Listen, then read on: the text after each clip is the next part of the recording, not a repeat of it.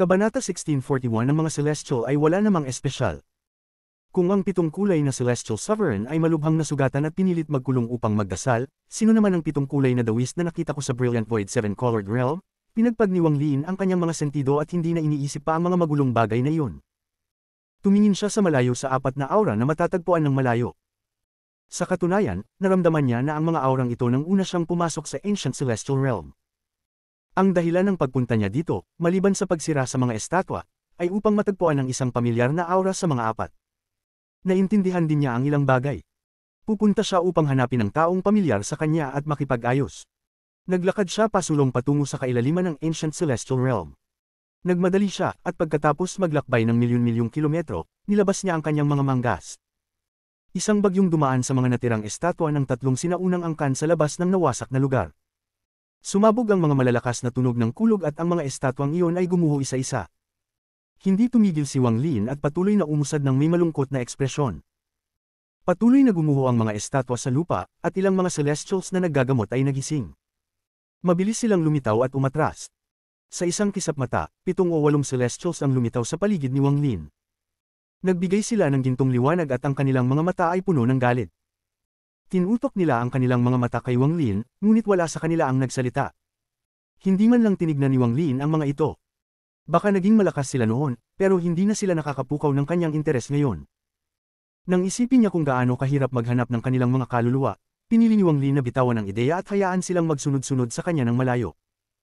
Gayunpaman, kung may maglakas loob na umatake sa kanya, hindi magdadalawang isip si Wang Lin na patayin ang ilang celestials. Sa katunayan, hindi pa sapat ang mga pinatay ni Wang Lin. Kung hindi lang dahil may iba siyang plano, wala nang pagkakataon ng mga ito na makaligtas sa kanyang harapan. Habang patuloy na lumalakad, dahan-daang lumitaw ang 4 na dambuhalang estatwa sa harap ni Wang Lin. Ang mga estatwang ito ay kasing taas ng langit. Tanging 4 na bundok na kayang tumagos sa kalangitan. Walang katapusang mga estatwa ng tatlong sinaunang angkan ang nasa likod ng mga 4 na ito. Hanggang sa abot ng mata. May isang vortex na dahan-daang umiikot sa pagitan ng mga kilay ng bawat isa sa 4 na estatwa.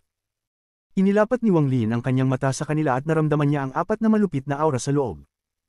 Labing kilala ni Wang Lin ang isa sa mga 4 na aura na iyon. Ang aura na iyon ay galing sa Vermilion Bird. Ang aurang ito ay parang mula sa ninuno ng Vermilion Bird.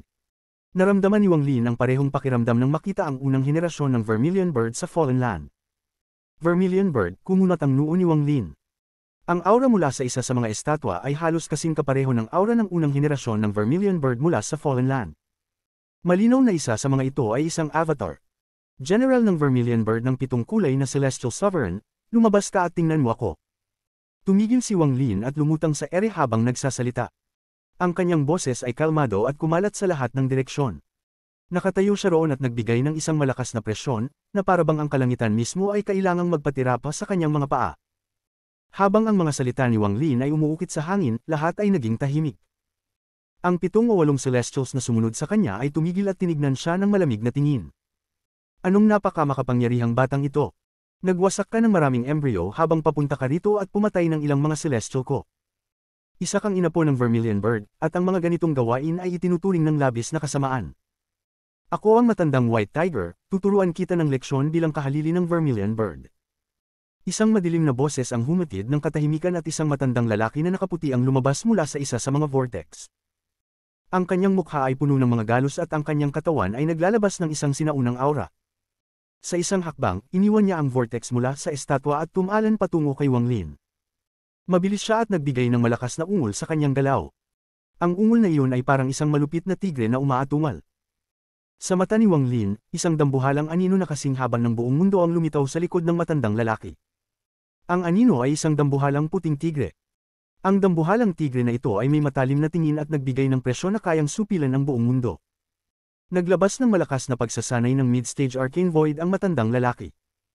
Nanatiling kalmado ang ekspresyon ni Wang Lin habang tinitingnan ng matandang lalaki. Formado ang kanyang kanang kamay at sinuntok ang matandang lalaki. Nang magtagpo ang kanilang mga suntok, isang malakas na tunog ng kulog ang kumalibit at nagdulot ng paglindol sa lupa. Sa huli, ang matandang lalaki na may puting buhok ay napilitang umatras ng ilang hakbang. Ang kanyang mga mata ay puno na ngayon ng takot. Ang katawan ni Wang Lin ay kumislap. Hindi siya umatras kundi kalmado niyang tiningnan ng matandang lalaki at dahan-daang nagsalita. Kung buo ang iyong mga sugat, maaari mong labanan ako, ngunit ngayon, hindi ka makakalaban sa akin. Kung maglakad ka pa ng isang hakbang, papatayin kita. Mabilis ang boses ni Wang Lin. Hindi ito kasing lamig ng hangin ni hindi rin naglalaman ng kahit na anong puot.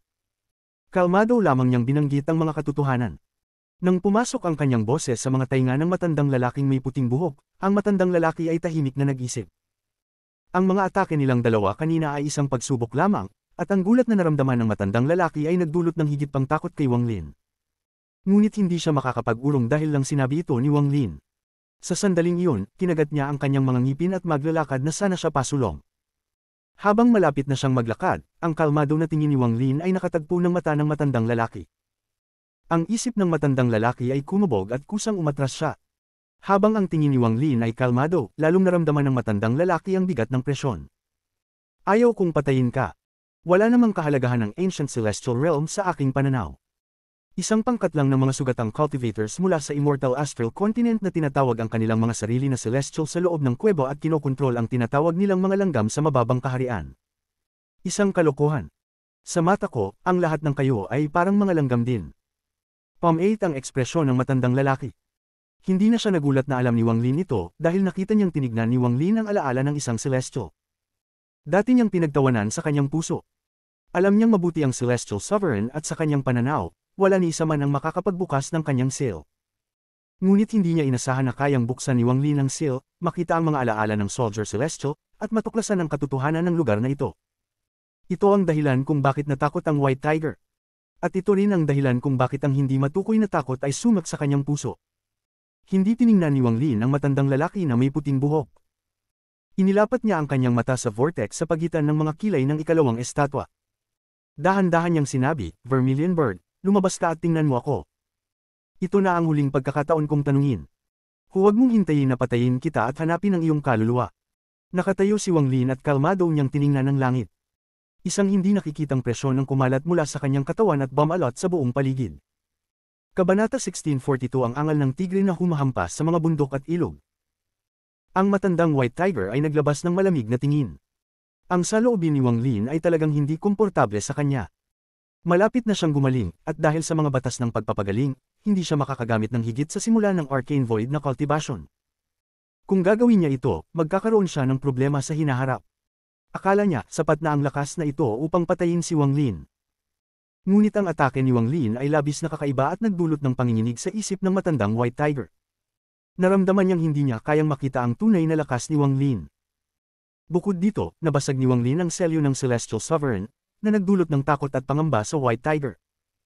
Ngunit, bilang isang Celestial na nagkultibo ng maraming taon, hindi siya bibitiw ng basta-basta dahil lang sa ilang salita ni Wang Lin. Hindi rin niya hahayaang ang kanyang pagmamataas ay magpatalo. Isa siyang Celestial, at sa kanyang pananaw, gaano man kalakas si Wang Lin, isa lamang siyang langgam mula sa mas mababang mundo. Habang patuloy na kalmado si Wang Lin, lalong dumami ang pressure na naramdaman ng matandang White Tiger at lalong nagalit siya.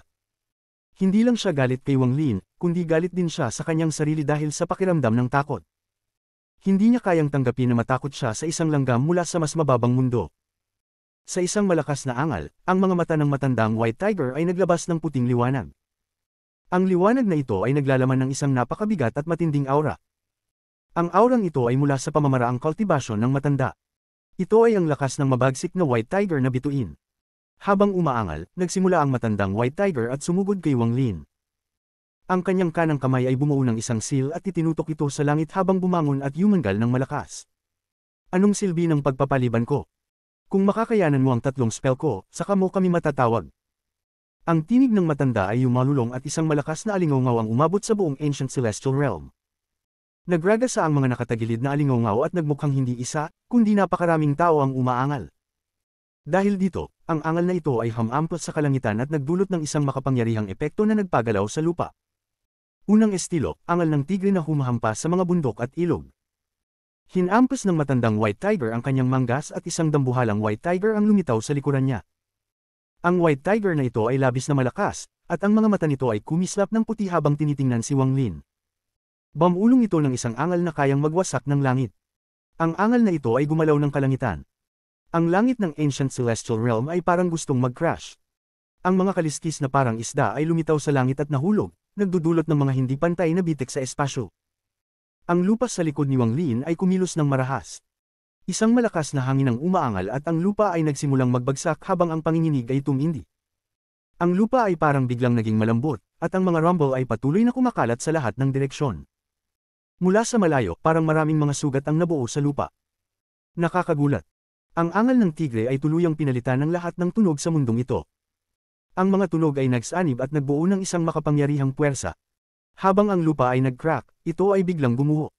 Ang langit ay tila magbabalikwas, at ang mga piraso ng mga ito ay nagwasak. Nagdulot ito ng kadiliman sa mundo.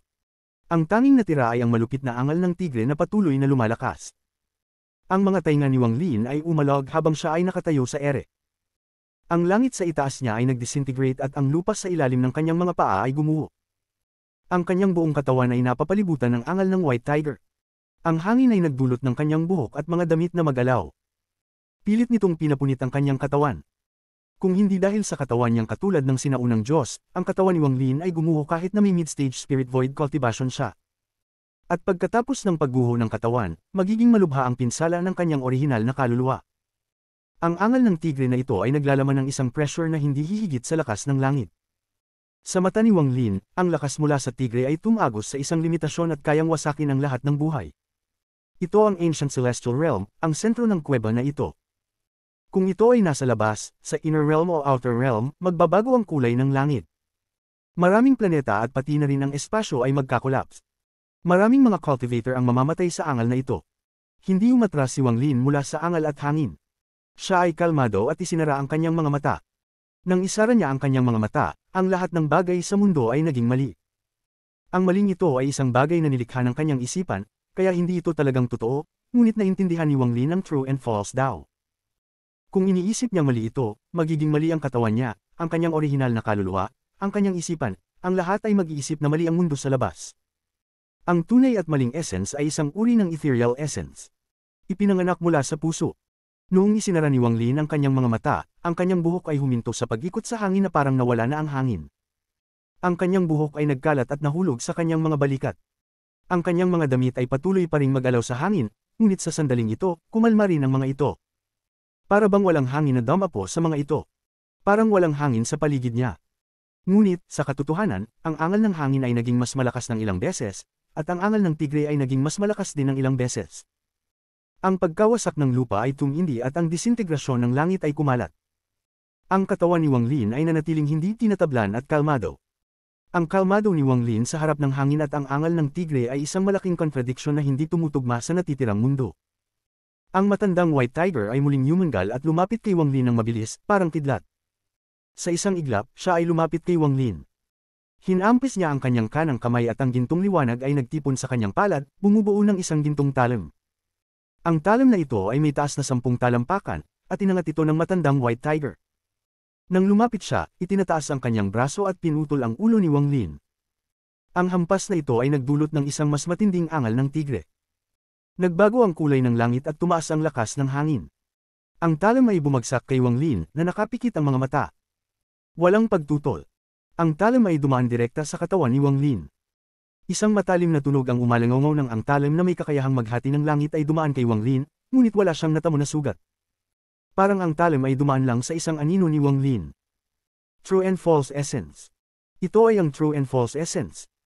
Punyeta, ang 7 batas na itinakda ng Celestial Sovereign ay pumipigil sa pagbuo ng mga ethereal essence. Kung hindi dahil sa malubhang pinsala niya at kinakailangang bawiin ang mga 7 batas, hindi magkakaroon ng pagkakataon ng taong ito upang maunawaan ang ethereal essence na ito. Ang mga mata ng matandang White Tiger ay puno ng pagkabigla, ngunit ayaw niyang sumuko. Ipinagpatuloy niya ang pag-ikot ng talim ng libo-libong beses. Patuloy ang mga matalim na hiyaw, ngunit ang anyo ni Wang Lin ay nanatiling ilusyon. Dumaan ang talim sa kanyang katawan, ngunit wala ni isang pagbabago. Nang ang matandang White Tiger ay ipagpatuloy ang huling hampas ng talim, binuksan ni Wang Lin ang kanyang mga mata at nagbitiw ng isang tanong.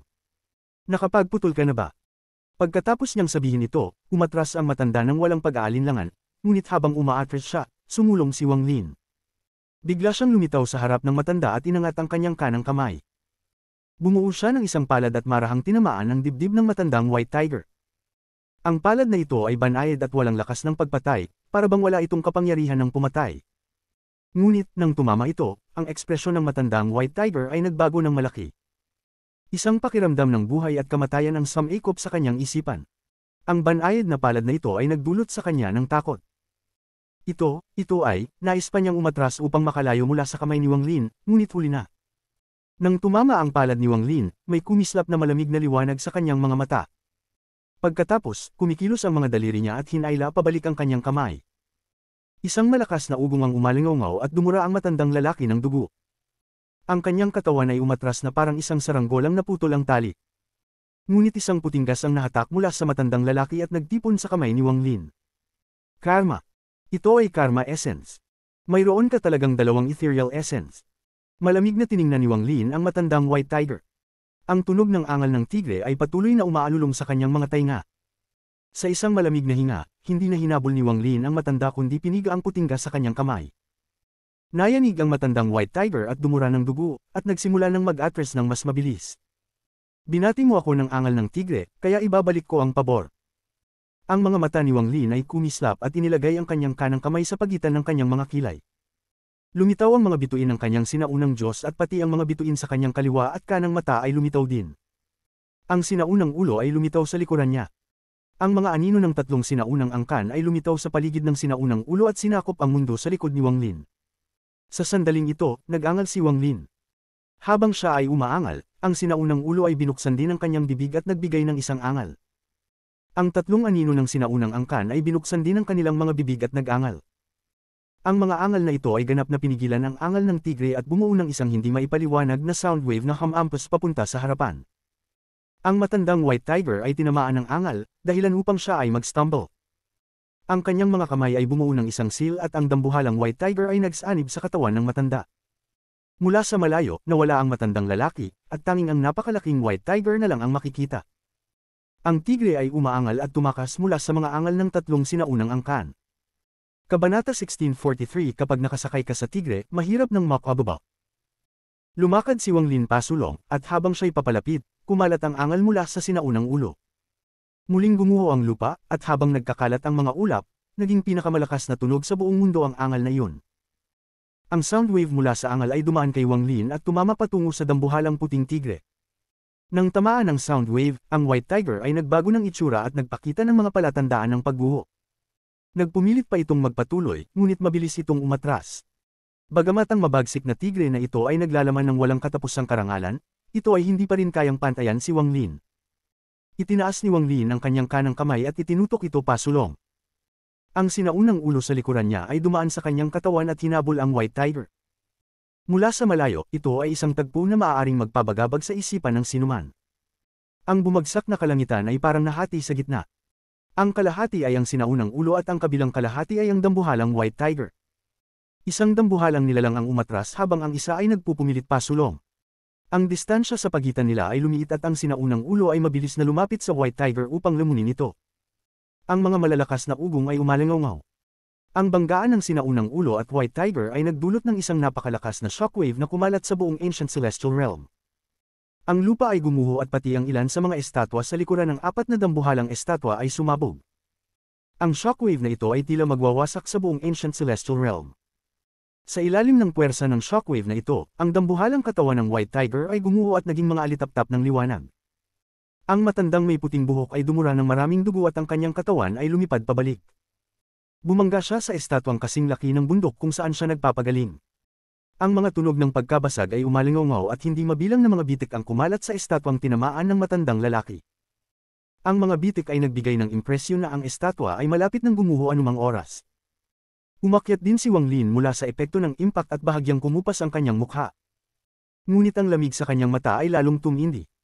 Ito ang pinakamatinding labanan na naranasan ni Wang Lin nang hindi ginagamit ang Li Guangbao. Hindi siya nakikipaglaban sa isang cultivator o anumang bagay mula sa Outer Realm, nakikipaglaban siya sa isa sa apat na general ng Celestial Sovereign, ang White Tiger General. Ang White Tiger General ay matagal nang nabubuhay. Hindi siya kabilang sa Inner Realm o Outer Realm, siya ay mula sa misteryosong Immortal Astral Continent. Siya ay isang Celestial, isang tunay na Celestial.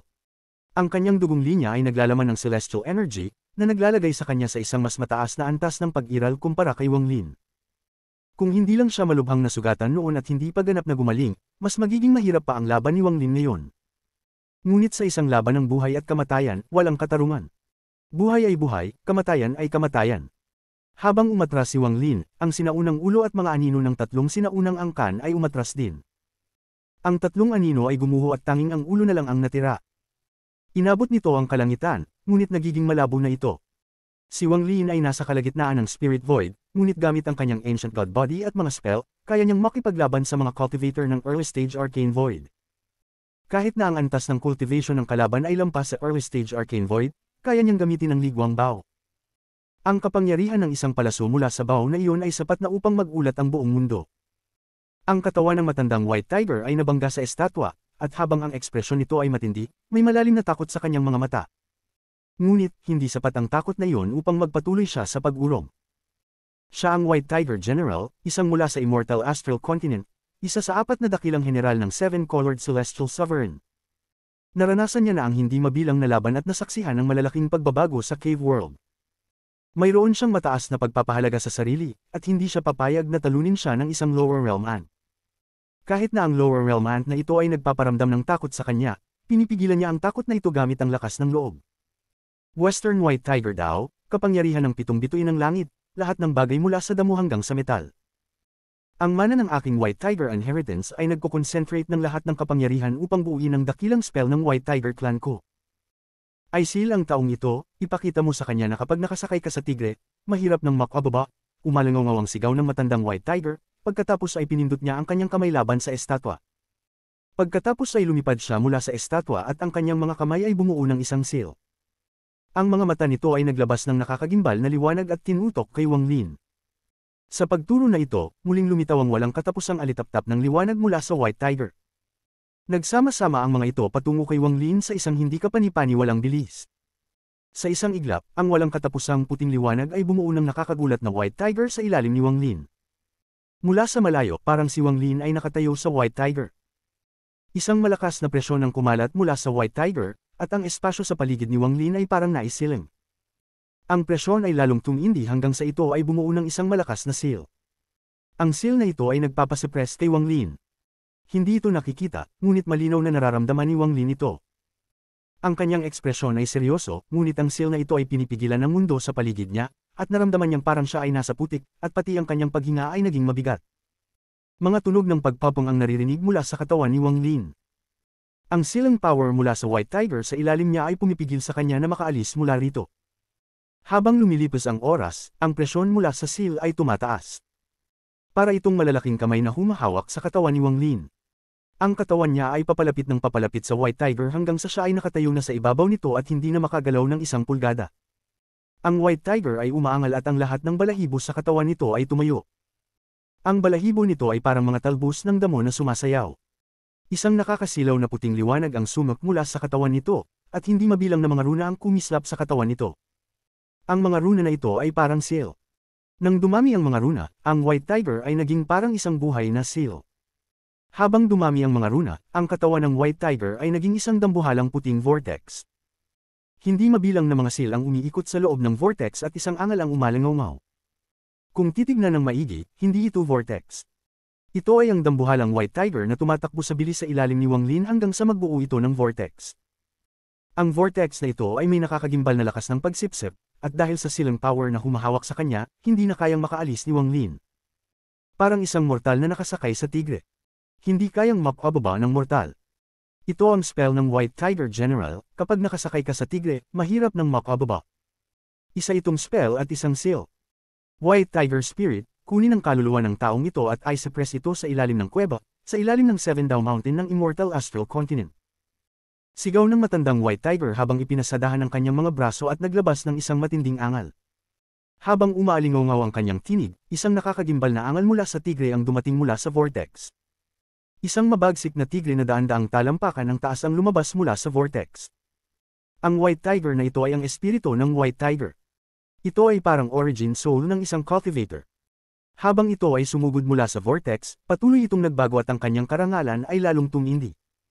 Nang ito ay sumugod kay Wang Lin, hindi nito direktang nilamon si Wang Lin kundi pinalibutan siya na parang isang python. Binuksan nito ang bibig nito patungo sa ulo ni Wang Lin at tila hilahin siya pababa sa vortex. Kung si Wang Lin ay madadala, siya ay masusupol sa pinakamababang bahagi ng kuweba hanggang sa kanyang kamatayan.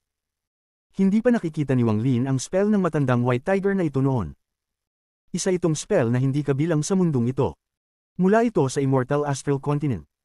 Ang ekspresyon ni Wang Lin ay malungkot, at habang papalapit ang bibig ng White Tiger, itinaas ni Wang Lin ang kanyang kaliwang kamay at pinindot ito laban sa bibig ng tigre. Ang ganda ng spell na ito. Ngayong araw, hindi ako makakababa sa tigre na ito. Dahil gusto mong supilan ako, tingnan natin kung ang tigre na ito ang magsusupol sa akin o ako ang magsusupol sa tigre na ito. Kumislap ang mga mata ni Wang Lin, ngunit hindi siya gumamit ng anumang spell. Isinara niya ang kanyang mga mata, at nang binuksan niya muli, nagbago ang kanyang aura. Ang aura ng isang dakilang scholar ay kumalat mula sa kanyang katawan. Sa sandaling ito, hindi siya isang cultivator, siya ay isang dakilang scholar. Isang dakilang scholar na nakapag-unawa ng katotohanan tungkol sa langit at natutunan na ang mundong ito ay isang kuweba lamang. Sa aura ng dakilang scholar na ito, hindi natatakot si Wang Lin sa anuman, at ang kanyang mga mata ay kalmado ngunit naglalabas ng isang makapangyarihang puwersa. Inikat niya ang kanyang ulo at tumingin sa espiritu ng tigre. Sa isang sulyap, ang kanyang aura ay damaloy upang supilan ang espiritu ng tigre. Ang espiritu ng tigre ay hindi isang celestial beast na nabuo ng spell kundi isang ordinaryong tigre tulad ng isang mortal na tigre. Maglakas loob ka bang lumunin ako? Mabagal na sinabi ni Wang Lin, at pagkatapos ay bigla niyang binuksan ang kanyang mga mata. Tinutok niya ang kanyang tingin sa espiritu ng tigre at nagbigay ng isang pakiramdam ng presyon ng hindi galit. May aura siya ng isang dakilang scholar na hindi natatakot sa langit, kaya paano siya matatakot sa maliit na tigre na ito?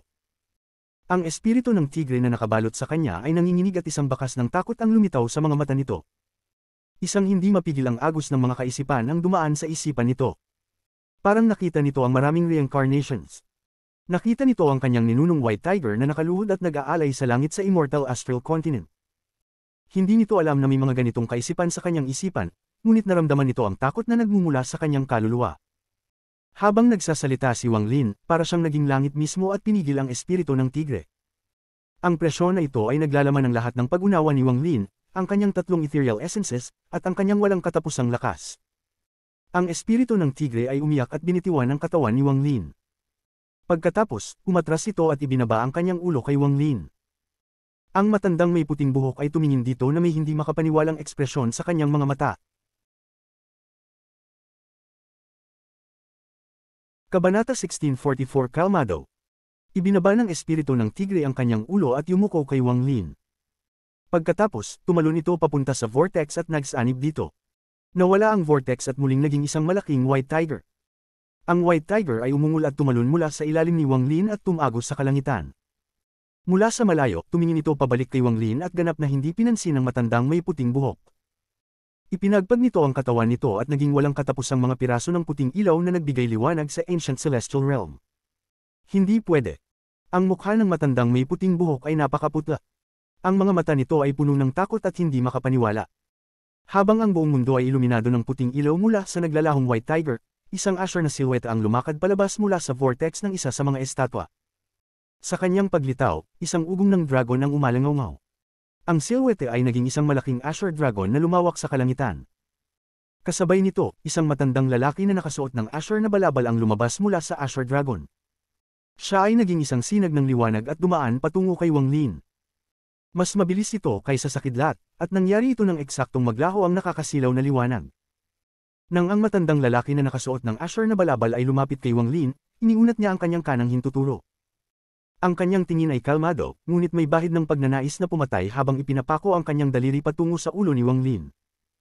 Habang gumagalaw ang kanyang daliri, ang malaking asher dragon sa likod niya ay gumalaw ng mas mabilis at nahabol siya.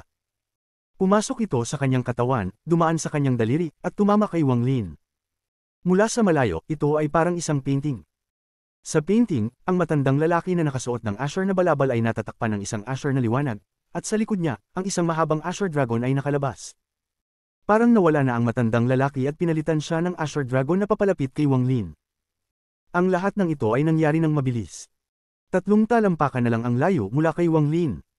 Kasabay nito, isang matandang lalaki na nakasuot ng itim ang lumakad palabas mula sa isa pang estatwa. Paglitaw niya, ang langit ay naging madilim at isang malaking black tortoise ang lumitaw. Umungol ito ng nakakagimbal na tunog. Nang lumitaw ang matandang lalaki na nakasuot ng itim, kumilos din siya ng parang kidlat at tumakbo patungo kay Wang Lin. Kumikilos siya ng kasing bilis ng matandang lalaki na nakasuot ng asher at naghagis ng isang suntok. Ang anino ng Black Tortoise ay naging baluktot kasama ng ugong at nagsanib sa matandang lalaki. Dahan-daang lumabas ang maraming tinik mula sa kanyang kamao. Nagdesisyon ang Azure Dragon General at ang Black Tortoise General na umatake sa sandaling ito sa isang uri ng sneak attack. Dumaan sila diretso patungo kay Wang Lin. Ang apat na generals ay matagal nang magkasama at pamilyar na sa isa't isa. Nang mag-umpisa ang pag-atake ng dalawa, pinunasan ng White Tiger General ang dugo mula sa gilid ng kanyang bibig. Bagamat wala na ang anino ng White Tiger, hawak pa rin niya ang blade sa kamay. Tumalon siya sa ere at hamampas pababa patungo kay Wang Lin ng may sigaw. Tanging ang Vermilion Bird General lamang ang hindi lumitaw. Parang naniniwala siyang sapat na ang pinagsamang atake ng tatlong ito para patayin si Wang Lin. Ang lahat ng ito ay nangyari sa isang iglap.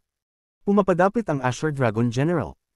Kumislap ang mga mata ni Wang Lin at ang pakiramdam ng isang buhay at kamatayan na krisis ay bamalat sa kanya. Ang ibang tao ay magpapanik, ngunit si Wang Lin ay sanay na sa ganitong pakiramdam at matagal nang naging komportable sa mga ganitong sitwasyon. Kapag mas delikado, mas lalo siyang kalmado. Sa kanyang puso, hindi niya itinuturing ang mga sugatang celestial na isang banta. Anong kabuluhan kung sabay-sabay silang umatake? Bumangon si Wang Lin at tumawa, itinaas ang kanang kamay. Ini-extend niya ang kanyang hintuturo at tinutok ito sa daliri ng Azure Dragon. Sa proseso na ito, ang sinaunang ulo sa likod niya ay nagsanib sa kanyang daliri. Kasabay nito, ang lahat ng kanyang mga bituin ay umiikot at ang tatlong sinaunang puwersa ay nagsanib upang bumuo ng orihinal na sinaunang spell ni Wang Lin. Ancient Immortal Finger. Ang daliri na ito ay kayang basagin ang selyo ng Seven-Colored Celestial Sovereign, kaya bakit pa kailangang matakot si Wang Lin sa sugatang Azure Dragon? Isang turo ng kanyang daliri, nagbago ang kulay ng kalangitan at nagwasak ang mga ulap. Ang Azure Dragon General ay hindi nakalmado at ang ekspresyon nito ay nagbago. Sa susunod na sandali, ang kanyang daliri ay tumama kay Wang Lin. Ang malalakas na tunog ng kulog ay umalingaw. Ang nakakagimbal na tunog ay sapat na upang magpatigil ng isipan. Nang magtagpo sila, ang Azure Dragon General ay umubo ng dugo at ang walang katapusang Azure Dragon sa likod niya ay gumuho. Ang Azure Dragon General ay pinilit na umatras ng 1,000 talampakan bago siya halos tumigil sa sarili. Ang mga mata nito ay puno ng takot. Ang Ancient Immortal Finger ay naglalaman ng pinakamalakas na hampas mula sa sinaunang pamana ni Wang Lin. Hindi ito tuluyang gumuho dahil maaari itong mag-recover ng walang katapusan. Ang daliri ng Azure Dragon General ay nagdulot lamang ng ilang daang pagkabali. Ito ay mas mahina kaysa sa selyo. Ang daan-daang pagkabali ay hindi sapat upang sirain ang Ancient Immortal Finger ni Wang Lin. Ang napilitang umatras ay ang Azure Dragon General. Gayunpaman, nakaranas din ng pinsala ang katawan ni Wang Lin. Ang kanyang daliri lamang ang immortal, hindi ang kanyang katawan. Dugo ang damaloy mula sa gilid ng bibig ni Wang Lin. Isang ugong ang narinig sa loob ng kanyang katawan at ang kanyang mga internal na organo ay nagbigay ng matinding sakit. Gayunpaman, pinigilan ni Wang Lin ang matinding sakit na ito, at nagpakita ng pagnanasa na pumatay sa kanyang mga mata.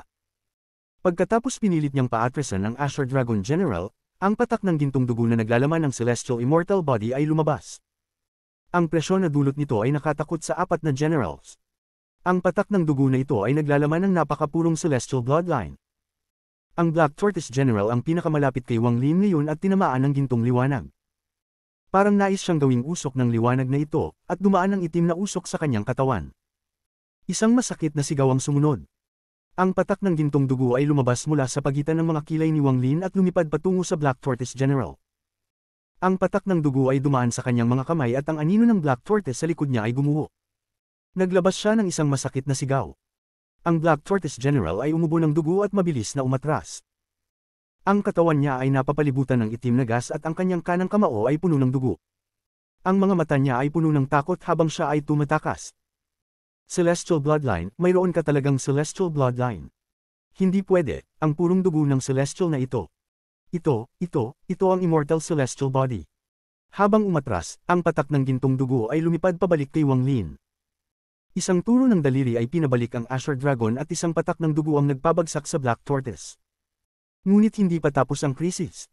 Nariyan pa ang pang-hitting blade mula sa sugatang White Tiger General. Ang blade ay humarap patungo sa kanya ng may sigaw. Habang humaharap ito, itinaas ni Wang Lin ang kanyang ulo at pinigilan ang nagngangalit na enerhiya sa loob niya.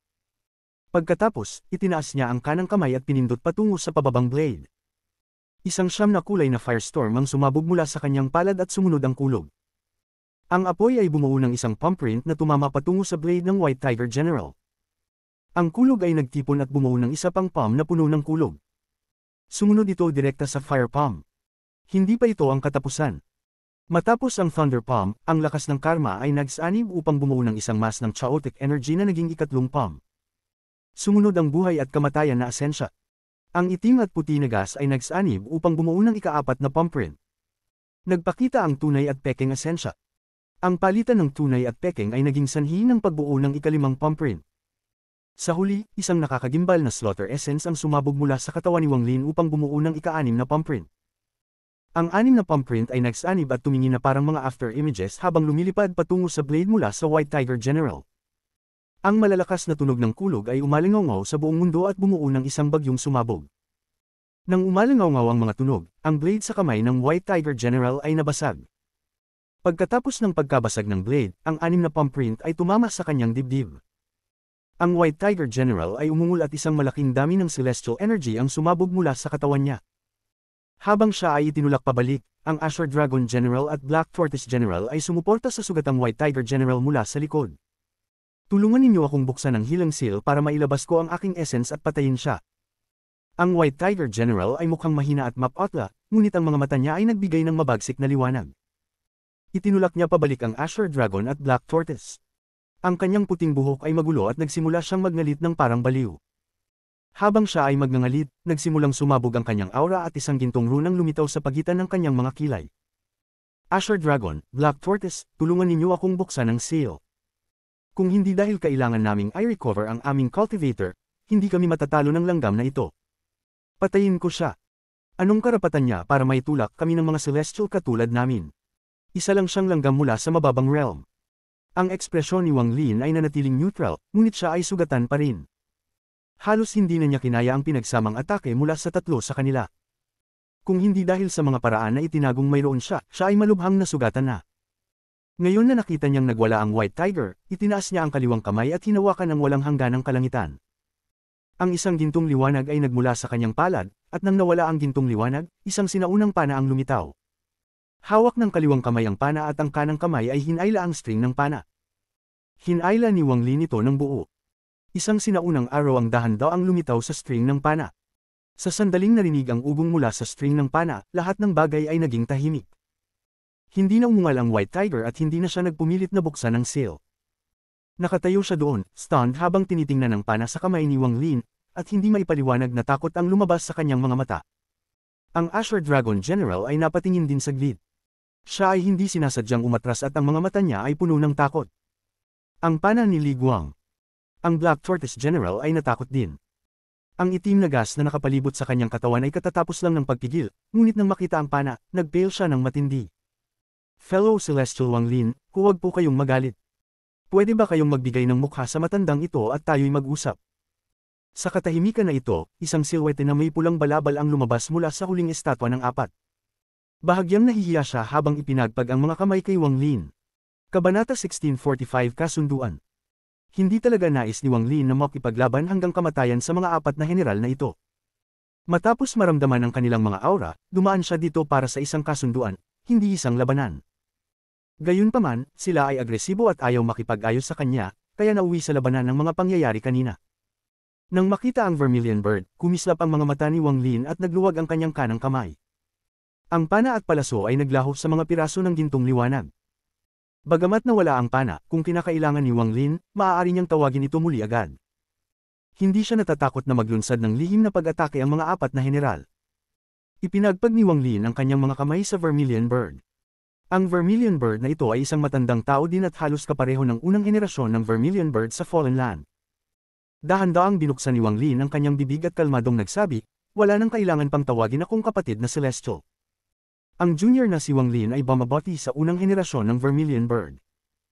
Ang Vermilion Bird na nakasuot ng pula ay nagpakita ng komplikadong ekspresyon habang tinitingnan si Wang Lin at tahimik na nagmuni-muni. Kalmadong sinabi ni Wang Lin, may isang bagay na naguguluhan ako. Anong kaugnayan ng senior at ng isa sa Fallen Land? Ang isa sa Fallen Land ay ang aking orihinal na katawan.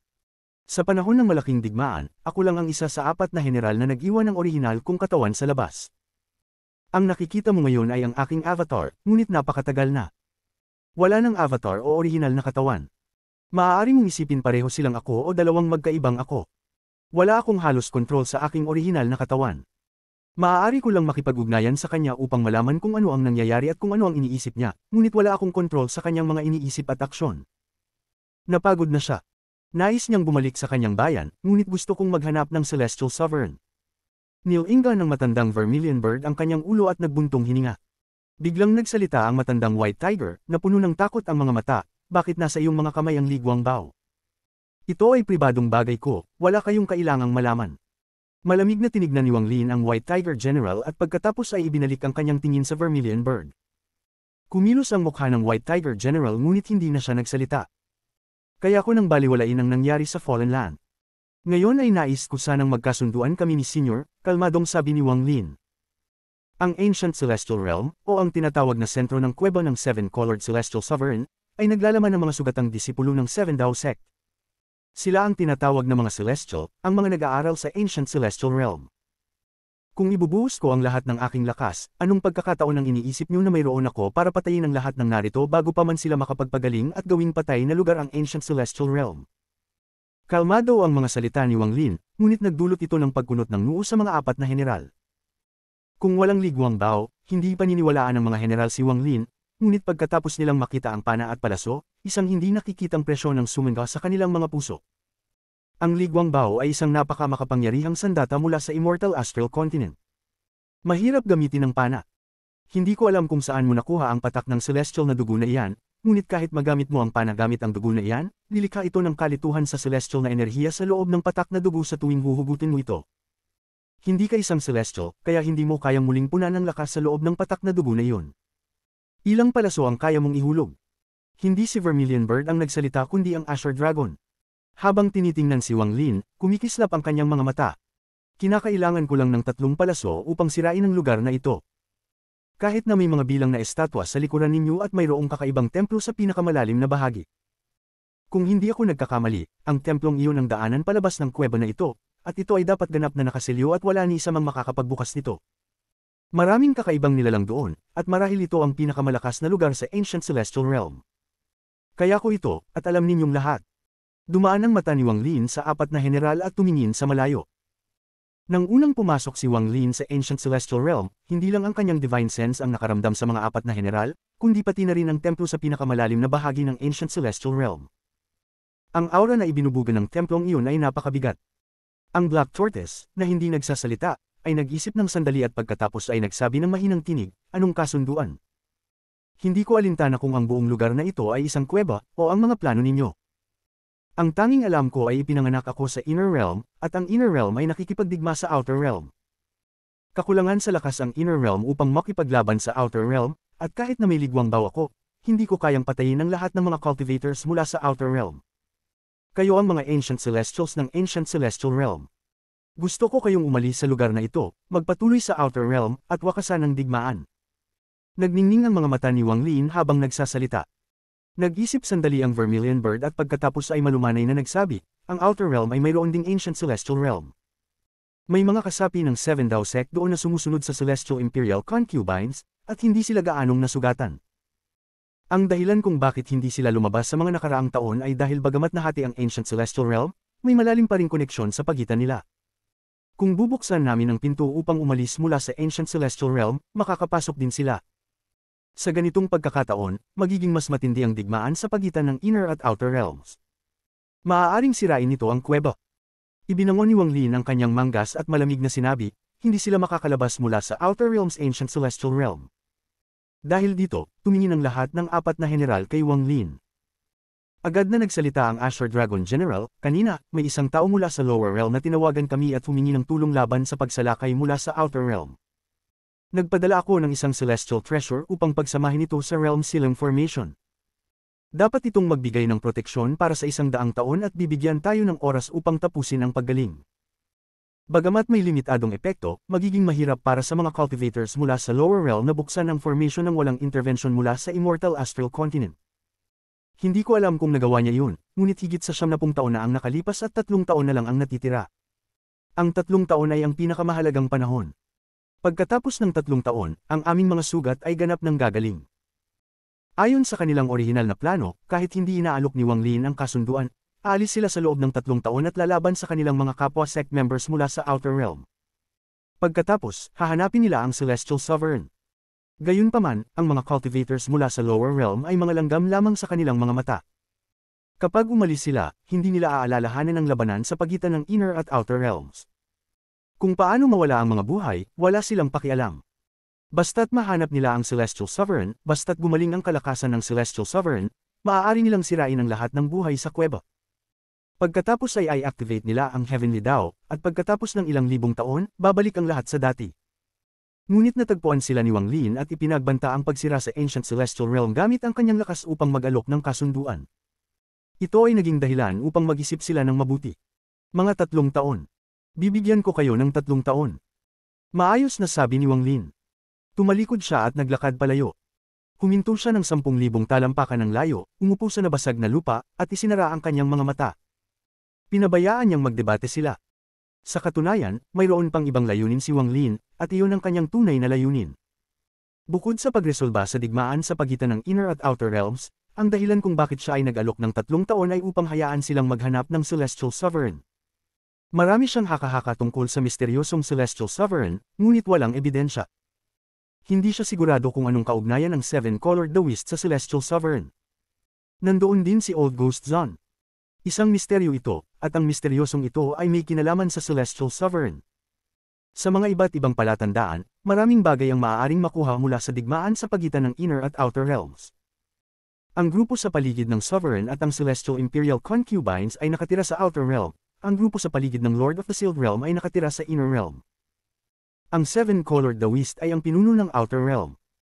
Tungkol kay Old Ghost Zon, siya ay mula sa Inner Realm, ang maraming digmaan sa loob ng maraming taon ay tila may layunin, lahat sila ay naghahanap ng isang bagay, ang paghahanap nito ay nangangailangan ng mga kakaibang pamamaraan, kaya patuloy ang mga digmaan.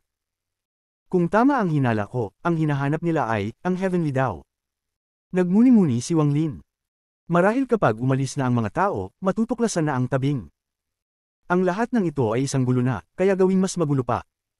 Marahil makakamtan ko ang aking layunin sa gulong ito. Kabanata 1646 Pagkalasing kay Sito. Pagkatapos ng isang araw, umalis si Wang Lin mula sa Ancient Celestial Realm kasama ang panata mula sa 4 na general. Ang Ancient Celestial Realm ay tanging maaaring pasukin o lisanin sa pamamagitan ng puwang na nilikha ng banal na parusa. Ang puwang na ito ay bahagi ng selyo sa Ancient Celestial Realm, at ang sinuman na may dugong mula sa Immortal Astral Continent ay mahihirapang lumabas gamit ang puwang na ito maliban na lamang kung nagtulungan ng lahat upang mailabas ang isa tulad ng ginawa nila sa Lord of the Sealed Realm. Maaaring ang Heaven-defying bead ang pinakamahalagang bagay dito. Bago pumasok sa Ancient Celestial Realm, marami ang haka-haka ni Wang Lin, ngunit ngayon, sa kanyang pag-alis, marami siyang naintindihan.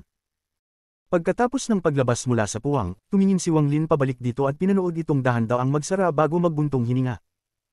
Tinitingnan ang kalawakan sa harap niya, sa unang pagkakataon, tila hindi umiiral ang espasyong ito, parang wala ito. Hindi kayang sabihin ni Wang Lin sa iba na ang Inner at Outer Realms ay bahagi lamang ng isang kuweba. Kahit sabihin niya, kakaunti ang maniniwala, at ang mga maniniwala lang ay maguguluhan. Habang tinitingnan ng sistemang pangbituin, tahimik na nag-isip si Wang Lin. Sa labas ng planetang Suzaku, matagal nang nawala ang mga ulap ng banal na parusa. Ang libu-libong mga cultivator, kasama na sina Sitonan at ang iba pa, ay naghihintay pa rin sa pagbabalik ni Wang Lin. Nang makita nila ang silhouette ni Wang Lin, nagsimulang magpalakpakan ang mga tao. Ang mga mata ng libu-libong cultivator ay kumikislap habang tinatawag nila ang pangalan ni Wang Lin at sigaw ng Lord of the Sealed Realm. Habang nakikinig siya sa kanilang mga salita, lalong nag-isip ng malalim si Wang Lin. Bahagya niyang naramdaman ang kalituhan. Lord of the Sealed Realm. Ang nakaraang Lord ng Celestial Realm ay isang piyesa lamang ng Celestial Sovereign. Hindi siya mula sa Inner Realm, nagmula siya sa Immortal Astral Continent, may dugong Celestial siya. Hindi siya pumunta sa Inner Realm upang tumulong kundi upang magtayo ng plano para sa Celestial Sovereign. Isa siyang hindi na bagong tao. Marahil, sa mga taon, nakaramdam siya ng awas sa mga tao dito at nangyari ang mga bagay na iyon. Pero, sa katapusan ng lahat, hindi siya kabilang dito, siya ay isang dayuhan. Ang alon ng mga palakpakan ay tila malayo kay Wang Lin. Matapos niyang maintindihan ng lahat, naramdaman ni Wang Lin ang kalituhan tungkol sa titulo ng Lord of the Sealed Realm. Ang kanyang tahimik na pagmumuni-muni ay unti-unting napansin ng libu-libong cultivator. Ang kanilang mga sigaw ay dahan-daang hamina at ang kanilang mga mata ay tumutok kay Wang Lin habang siya ay naglalakad papalapit. habang tinitingnan ng mga mukha sa harap niya, napuno ang kanyang puso ng kalungkutan. Gusto niyang sabihin sa kanila, lahat kayo, tayong lahat ay nabubuhay lang sa isang kuweba. Ang langit na nakikita natin ay hindi ang tunay na langit, ang lupa na nakikita natin ay hindi ang tunay na lupa. Ang mga laban natin laban sa outer realm ay isang laro lang sa ibang tao. Pati ang mga spell at daw na tinutuklasan natin ay pawang peke. Ang lahat ay peke, wala ni isa ay totoo. Ang tanging tunay ay ang dugo, ang sakit, at ang mga katawan ng mga patay na nagtipon sa mga hindi mabilang na taon. Pero paano niya sasabihin iyon? Wala siyang paraan upang ipaalam ang malupit na katotohanan sa mga masigasig niyang kapwa cultivator. Sa oras na ito, biglang naalala ni Wang Lin si Daoist Scattered Spirit mula sa 7 million worlds. Bigla niyang naramdaman ang koneksyon kay Daoist Scattered Spirit dahil sa kanilang magkatulad na mga karanasan. Gayunpaman, mas pinalad si Daoist Scattered Spirit kaysa kay Wang Lin dahil naniniwala siyang nakarating siya sa tunay na mundo at iniwan ang peking mundo. Napansin ni Sito Nan ang katahimikan at kalituhan ni Wang Lin na nagdulot ng kalituhan sa kanya. Hindi niya maintindihan kung ano ang naranasan ni Wang Lin sa loob ng puwang. Napakabangis nito nang pumasok siya, ngunit ngayon ay parang nalulumbay. Tahimik na naglakad si Wang Lin at dumating sa tabi ni Sito Nan. Ang kanyang mga mata na puno ng kalituhan ay tila pagod din, at mahina niyang sinabi, Sito, may alak ka ba? Gusto ko ng malasing muli. Isang huling beses. Mayroon. Hindi na nagtanong si Sito Nan kung bakit at tumanggaw na lang. Kung gusto mong malasing, sasamahan kita. Sa isang hindi kilalang bundok sa planetang Susako, umupo sina Wang Lin at Sito Nan. Pinanood nila ang paglubog ng araw at tahimik na uminom ng alak. Walang sino man ang dumaan upang istorbohin silang dalawa. Ang libu-libong cultivator ay naupo sa planeta at nag-ensayo. Naghihintay sila na bumaba si Wang Lin mula sa bundok. Naghihintay sila na dalhin ni Wang Lin sila sa All Heaven, upang iligtas ang All Heaven at protektahan ang Inner Realm. Sito, bakit nga ba tayo nabubuhay? Habang umiinom si Wang Lin, lalo pang tumindi ang kalituhan sa kanyang mga mata. Para huminga. Tahimik na nag-isip si Sito Nan at ibinaba ang jug ng alak sa kanyang kamay. Tumingin siya kay Wang Lin at nagkunwaring nagtataka. Itinanong niya, ano ba ang puwang na iyon? Niyoinggan ni Wang Lin ang kanyang ulo at nagpakita ng mapait na ngiti. Uminom siya ng malalaking lagop ng alak. Naalala mo ba kung paano tayo nalasing noon? Tumingin si Wang Lin kay Sito Nan at naalala ang nakaraan. Noong mga panahong iyon, nalasing ako sa kalituhan. Ayoko na magtulungan, hindi ko alam kung bakit ako nag-aaral. Ang cultivation ay hindi nagdala ng kaligayahan. Laging pagod at walang katapusang mga krisis ng buhay at kamatayan. Marami akong napatay. Sumimangot si Wang Lin habang umiinom. Noong mga panahong iyon, sinabi ko sa iyo na hindi ko maintindihan kung bakit nag-aaral ng Dao ang mga tao. Para sa mahabang buhay. Ngunit anong halaga ng mahabang buhay? Ang tanging nakukuha mo ay makakita ng mga tao sa paligid mo na tumatanda, makakita ng mga mahal sa buhay na namamatay, makakita ng mga kaibigan na magsasara ng mata. Sa katapusan, ang tanging natitira ay ang walang malasakit na puso. Sa katawan na pagod, kahit na magtagal ang ganitong buhay, so what? Ito ang longevity. Sito, dinala mo ako sa mundo ng cultivator. Sabihin mo sa akin, ito ba ang longevity? Uminom si Wang Lin ng buong alak at itinapon ang jug sa tabi. Ang mga cultivator ay hindi kailangan putulin ang kanilang mga emosyon. Nang tayo ay nasa planetang Susako at nagsimula kang magtulungan, ayaw mong iwan ang iyong mga magulang, ayaw mong i-cut ang mga attachment mo sa mundo. Ayaw mo, di ba? Ganito ang sagot ko sa iyo. Dahil hindi mo kaya at ayaw mo talikuran, natural mong mararamdaman ang sakit. Kung namatay ka, walang epekto, pero hindi ka namatay. Nag-cultivate ka ng mahigit 2,000 taon at narating ang ganitong level ng cultivation. Kaya't nalilito ka, kaya tanong mo sa akin kung anong longevity. Longevity, walang longevity sa buhay na ito. Ang tinatawag na longevity ay upang pabaguhin ang iyong buhay, gagawin kang mas malakas, gagawin kang malaya kaya hindi ka na pag-uutos ng iba. Kami ay takot na takot sa kamatayan, ayaw namin mamatay, kaya hinahabol namin ang longevity. Hindi ako naniniwala na hindi mo ito naiintindihan. Ininom ni Sito Nan ng buong jug ng alak at itinapon ito sa gilid bago sumigaw kay Wang Lin, tingnan mo ang sarili mo, ano ang nakita mo sa loob ng puwang na iyon? Sabihin mo sa akin. Rurok, hindi ko naabot ang rurok. Kahit na naabot ko ang rurok, ano ngayon? Naiintindihan ko, pero hindi ako katulad mo. Hindi ko kailanman nais magtulungan. Noong bata pa ako, ginawa ko iyon para sa mga magulang ko para hindi sila ma-disappoint sa akin. Pinagngipinan ko ang mga ngipin at pumasok sa Hengyu sect. Pero ano ang nangyari? Ginawa tayong tanga ng tadhana. Nag-cultivate ako para sa mga magulang ko, pero nauwi iyon sa kanilang kamatayan. Pagkatapos noon, nag-cultivate ako para sa paghihiganti. Naging demonyo ako at pinatay ko ang buong pamilya Teng. Damaloy ang dugo parang ilog. Pagkatapos makuha ang aking paghihiganti, naguluhan ako. Napanood ko si Danio na lumaki at napanood ko ang mga magulang niya na mamatay. Napanood ko ang buong buhay niya. Hindi ko alam kung ano ang gagawin ko, hindi ko alam kung nasaan ang landas ko. Hanggat hindi namatay si Wan saka ko lang sinimulang magtulungan upang buhayin siya. Nais kong maging mas malakas at mabuhay. Ayaw kong mamatay bago magising si Wan Gusto kong bawiin siya mula sa tadhana. Pagkatapos, naging Lord of the Sealed Realm ako.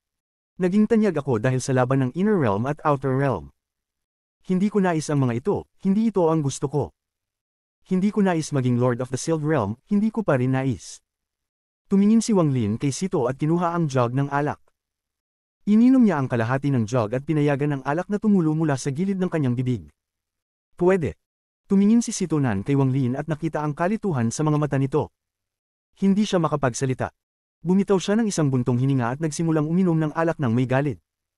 Dahil hindi mo nais sabihin sa akin kung ano ang nakita mo sa loob ng puwang na iyon, hindi na ako magtatanong, okay. Ang dalawa ay naging tahimik at pareho nilang ipinagpatuloy ang pag-inom ng alak hanggang sa may sumikat na liwanag sa abot tanaw, na nagpasimula ng pagsikat ng araw. Mahinang sinabi ni Wang Lin, ang puwang na iyon ay nagpatungo sa Ancient Celestial Realm. Nagulat si Sito Nan, bigla siyang tumayo at tiningnan ang langit. Para bang ang kanyang tingin ay kayang tumagos sa langit at makita ang puwang na iyon na lumitaw noon. Ancient Celestial Realm. Ang lugar na iyon ay talagang ang legendary na Ancient Celestial Realm. May mga tunay na Celestials doon. Nakakita ka ba ng Celestial? Napahinga si Sito Nan at napuno ng pagkabigla ang kanyang mga mata. Nakita ko sila, at pinatay ko ang isang Celestial. Nagpakita ng mapait na ekspresyon si Wang Lin at uminom ng isang malalaking lagok ng alak. Nagulat si Sito Nan at tumitig kay Wang Lin. Pagkalipas ng matagal na panahon, kumandat siya at ngumiti ng mapait.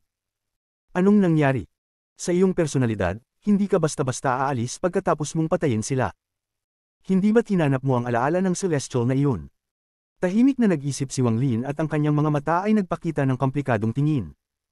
Ininom niya ang lahat ng alak mula sa jug na hawak niya at itinapon ito sa gilid bago tumangala kay Sito Nan. Hinahanap ko ang alaala ng Celestial at natuklasan ko ang isang lihim tungkol sa pag-iral ng Inner at Outer Realms. Sito, kung sinabi ko sa iyo na ang Inner at Outer Realms ay peke, na ito ay isang ilusyon. Maniniwala ka ba? Kung sinabi ko sa iyo na ikaw at ako, lahat ng mga kapwa cultivator na kilala natin, ang mundong kinulakan natin ay nasa loob lang ng isang kuweba, maniniwala ka ba? Kung sinabi ko sa iyo na ang daw na ating tinutuklasan ay itinakda ng iba, maniniwala ka ba? Kung sinabi ko sa iyo na ang mundong ating ginagalawan ay isang kuweba, ang kuweba ng isang Ancient Celestial Sovereign, o isang realm na kanyang binuksan upang mang-alap ng Joss Flames, maniniwala ka ba? Ano ang sinasabi mo? Ang hindi sinasadyang pagbitaw ni Sito Nan sa jug ng alak na hawak niya ay nahulog sa lupa. Kabanata 1647 Pagkuha ng pananagutan. Mapait na ngumiti si Wang Lin at tiningnan si Sito Nan na nagulat. Kinuha niya ang isang jug ng alak mula sa lupa at uminom ng malaki. Ito ang natutunan ko mula sa alaala ng Celestial na iyon. Alam mo ba ang Lord of the Sealed Realm? Hindi ako, kundi ang naunang Lord. Galing siya sa Ancient Celestial Realm, hindi siya kabilang dito. At yung mga Celestial Imperial Concubines na nakilala ko sa Ancient Star System at ang misteryosong Seven-Colored Dawis. Lahat ng mga taong ito ay galing sa tinatawag na Immortal Astral Continent. Ang kontinente na iyon ay libu-libong beses na mas malaki kaysa sa Inner at Outer Realms na pinagsama. Iyon ang kanilang bayan. Tayo ay narito lang sa isang kuweba na pag-aari ng Sect Master ng Seven Dao Sect, ang Seven-Colored Celestial Sovereign. Ang langit na nakikita natin ay ang kisame ng kuweba. Ang lupa na nakikita natin ay ang ilalim ng kuweba. Ang tinatawag na Inner at Outer Realms ay hindi kundi mga bahagi lang ng kuwebang ito. Maniniwala ka ba sa lahat ng ito? Ano naman kung sinabi ko sa iyo na pati ang Dao na ating tinutuklas, ang Heavenly Dao, ay isang bagay na ninakaw ng Seven-Colored Celestial Sovereign at pinalago dito. Dahil sa Heavenly Dao na pinalago niya, lumitaw ang buhay, kaya tayo at ikaw ay nandyan. Maniniwala ka ba sa lahat ng ito? Kung walang Heavenly Dao, kung hindi ninakaw ng Celestial Sovereign ito, wala sanang buhay na lumitaw sa loob ng kuwebang ito. Kuweba lang ito. Pag alam mo na ang lahat ng ito, magiging magulo ang isipan mo, hindi mo ba maiisip kung para saan tayo nabubuhay? Bakit tayo umiiral at para saan tayo umiiral? At narito pa ang Divine Retribution.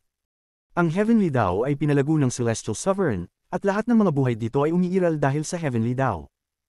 Lumikha siya ng Divine Retribution upang pumatay sa sinumang magtatangkang baguhin ang plano ng Heavenly Tao. Ano ang isang Heaven-defying cultivator? Ito ang isang Heaven-defying cultivator. Parang isang cultivator na mortal na nagplano ng lahat at nagtanim ng kanilang mga pananim. Laging may mga bagay na hindi lumalaki ayon sa plano mo, kaya binabago mo ito. Ngunit sa paglipas ng panahon, nagsulputan ng matitigas na damo sa mga pananim na ito. Mabilis silang lumaki at hindi pwedeng baguhin. Susubukan nilang sirain ang plano. Sila ang mga Heaven-defying cultivators.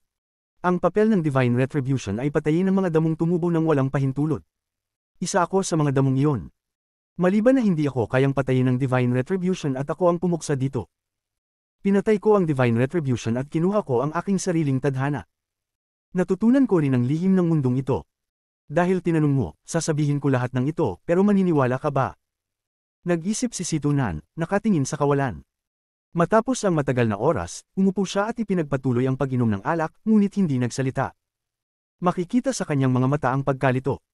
Hindi siya naniniwala ngunit may pagkakataon ding naniniwala siya. Kung ibang tao ito, kahit pa si Qinglin, ang guru niya, hindi siya maniniwala. Hindi ito maiisip, at walang nais magtiwala dito. Ngunit ang taong nagsabi nito ay si Wang Lin, ang kanyang kapatid. Naiintindihan ni Situnan si Wang Lin, halos siya na ang nakakita kay Wang Lin na lumaki. Paano hindi siya maniniwala kay Wang Lin? Ang lahat ay isang kuweba lang. Ano naman ang laban sa pagitan ng inner at outer realms? Walang malay na itinaas ni Situnan ang kanyang ulo at tumingin sa langit. Dahan-daang lumitaw ang takot sa kanyang mga mata. Bihira siyang makaramdam ng takot, ngunit nang marinig ang nakakatakot na mga salita ni Wang Lin, dama po ang takot sa kanyang isipan. Nagtataka siya kung totoo lahat ito, ano nga ba siya? Totoo ba ang kaligayahan niya? Isa lang ba siyang puppet na gumaganap ng isang seryosong palabas na itinatag ng langit? Pinagmamasdan at nilalaro ng isang misteryosong nilalang. Parang kung titingnan mo ang mga langgam sa lupa. Pinagmamasdan ng mga langgam na nagsusumikap at nagsiserve. Tahimik na nag-isip si Wang Lin ng sandali at mahina niyang sinabi, may mga hinala ako tungkol sa digmaan ng inner at outer realms, pero hindi ko pa ito lubos na nauunawaan. Ngunit may plano ako, at 3 taon mula ngayon, malalaman ko lahat tungkol sa digmaang ito. Kuweba. Nagpakita ng mapait na ngiti si Situnan at ibinaba ang kanyang ulo. Tiningnan ng jug ng alak na hawak niya at nagsimulang magbulong. Tinitingnan natin ang langit at nais nating malaman kung ano ang nasa likod ng langit. Kapag umabot tayo sa mataas na level ng cultivation para makatawid sa langit at pumasok sa kalawakan, akala natin ang kalawakan ay yun na ang dulo, ngunit hindi natin inaasahan na ang kalawakan ay nasa loob lang ng isang kuweba. Wang Lin, kung totoo ang sinasabi mo, ano ang plano mong gawin? Sa tingin ko may sagot ka na. Nagiinom si Wang Lin ngunit hindi siya malasing. Parang buhay ang alak at naging maanghang sa kanyang bibig. Mahigit 2,000 taon ang kanyang nakaraan ay patuloy na umiikot sa kanyang isipan. May 3 yugto ang cultivation ko. Ang unang yugto ay upang tulungan ang iba. Ang pangalawang yugto ay kalituhan at inis, hinanap ko ang buhay mortal. Noong una, akala ko gugugol ako ng natitirang buhay sa pangalawang yugto hanggang sa magkaroon ako ng sapat na mataas na cultivation upang gisingin si Wan-Er. Pagkatapos, magsasama kami sa natitirang mga taon at magsasara ng mga mata ng magkasama. Ngayon, dumating na ang pangatlong yugto. Ibinaba ni Wang Lin ang jug ng alak at tumayo, pinayagan ng hangin ng bundok na dumaan sa kanyang puting buhok. Habang tinitingnan ng langit, ang kalituhan sa kanyang mga mata ay napalitan ng matibay at hindi matitinag na tingin. Nag-cultivate ako sa buong buhay ko, ngunit hindi ko ito nakilala sa aking puso. Ngunit ngayon, ako, si Wang Lin, ay papasok sa pangatlong yugto ng aking cultivation sa planeta Suzaku na nagpanganak sa akin. Nais kong mag-cultivate. Sito, noon pagod na akong mag-cultivate, pero pagkatapos ng araw na ito, hindi na muling darating ang kaisipang iyon sa aking puso. Nais kong mag-cultivate, nais kong maging mas malakas, nais kong lisanin ang mundong ito, nais kong makita kung ang mga tao sa Immortal Astral Continent ay talagang may 3 ulo at 6 na braso. Kung mamatay man ako at maging alikabok, anong masama doon? Inalag ni Wang Lin ang kanyang kanang kamay. Pagkatapos, dama pa siya at uminom ng kalahating jug ng alak. Pinunasan ni Wang Lin ang sulok ng kanyang bibig at tumawa. Ako, si Wang Lin, ay kulang sa isang salita sa buhay ko. Ang salitang ito ay pananagutan. Kulang ako sa pananagutan, hindi ko kayang suportahan ang langit mag-isa. Ang titulo ng Lord of the Sealed Realm ay akin, ngunit ibinigay ito sa akin ng iba dahil gumawa ako ng ilang bagay at dahil kailangan ng inner realm ng isang Lord of the Sealed Realm. Ngunit hindi ako karapat-dapat tawaging Lord of the Sealed Realm. Noong una, napagod na akong mag-cultivate. Nag-cultivate ako para sa iba, kaya paano ko kakayanin ang karangalan ng Lord of the Sealed Realm? Ang ako noon ay hindi kayang magsanib ng pananagutan. Noon, nang hindi ko pa naisip, naniwala akong ako ang Lord of the Sealed Realm. Lumaban ako ng buhay laban sa Outer Realm para sa aking bayan, para sa Inner Realm. Akala ko kapag ginawa ko ito, ibig sabihin Lord of the Sealed Realm ako. Hindi ko inisip na marami ang gumagawa ng parehong bagay. Halos lahat ng cultivator sa Inner Realm ay gumagawa ng ganoon. Ako lang na may mas mataas na cultivation ang nakarating sa ganito. Pero ano nga ba ako? Bakit ako dapat igalang ng Inner Realm? Ang dapat igalang ay ang mga cultivator na namatay. Yung mga nagbuwis ng buhay para sa Inner Realm at namatay. Hindi ko pa naisip ang mga bagay na iyon noon, pero ngayon, naisip ko na. Naiintindihan ko ang pananagutan ng titulong ito. Hindi lang ito upang labanan ang paglusob ng Outer Realm kundi upang ilabas ang mga cultivators mula sa mundong ito, mula sa kuwebang ito. May determinasyong sirain ang kahit anong kaaway na haadlang. Noon, wala akong determinasyon at pananagutan, pero pagkatapos ng araw na ito, magkakaroon ako. Siguro ito ang aking dao, ang aking huling destinasyon. Uminom si Wang Lin ng natitirang alak at itinapon ang jug ng alak mula sa bundok. Tumilapon ito at nawala sa mata ni Wang Lin. Sa sandaling iyon, ang langit ay dumilim. Ang araw ay lumubog sa kanlurang bahagi at sumikat sa silangan. Tumalikod upang makita ang Mount Nan, ang tunog ng mga ibon na nagkalat ay umaabot. Ang mundo ng mortal ay nahati ng mga ulap. Papatayin ko ang Celestial Sovereign. Kung mapatay ko siya, maibabalik natin ang ating buhay. Patayin siya at magbubukas ang mga ulap. Ngunit bago iyon, sito, magbabantay ako sa hangganan ng 3 taon. Iginalaw ni Wang Lin ang kanyang manggas at nagsimula siyang maglakad patungo sa langit. Kumilos siya tulad ng isang sinag ng liwanag at lumitaw sa langit. Tumingin si Wang Lin sa lupa, at ang unang bagay na nakita niya ay ang kanyang estatwa na tumusok sa langit. Ang estatwa niyang hawak ang palakol at galit na tumingin sa langit. Sa kauna-unahang pagkakataon, naramdaman ni Wang Lin ang hindi maipaliwanag na lakas mula sa estatwa. Ang lakas na ito ay hindi babalik, at ang sinumang magtatangkang humadlang ay matutamba. Isa itong nakamamanghang lakas na hindi kayang pigilin ng sinuman. Ang lakas na ito ay ang Lord of the Sealed Realm na nakakaintindi ng pananagutan. Isa na nagtanong sa sarili at naunawaan ang lakas ng Lord of the Sealed Realm. Kung ang langit ay haadlang, maaaring sirain ang langit. Kung ang lupa ay haadlang, maaaring gumuho ang lupa. Ang anumang kaaway ay masisira. Sa kauna-unahang pagkakataon, nakita ni Wang Lin ang pamilyar na aura na nakita niya mula kay The Whist Scattered Spirit sa estatwa. Ang espiritu at determinasyong hawak ni The Whist Scattered Spirit.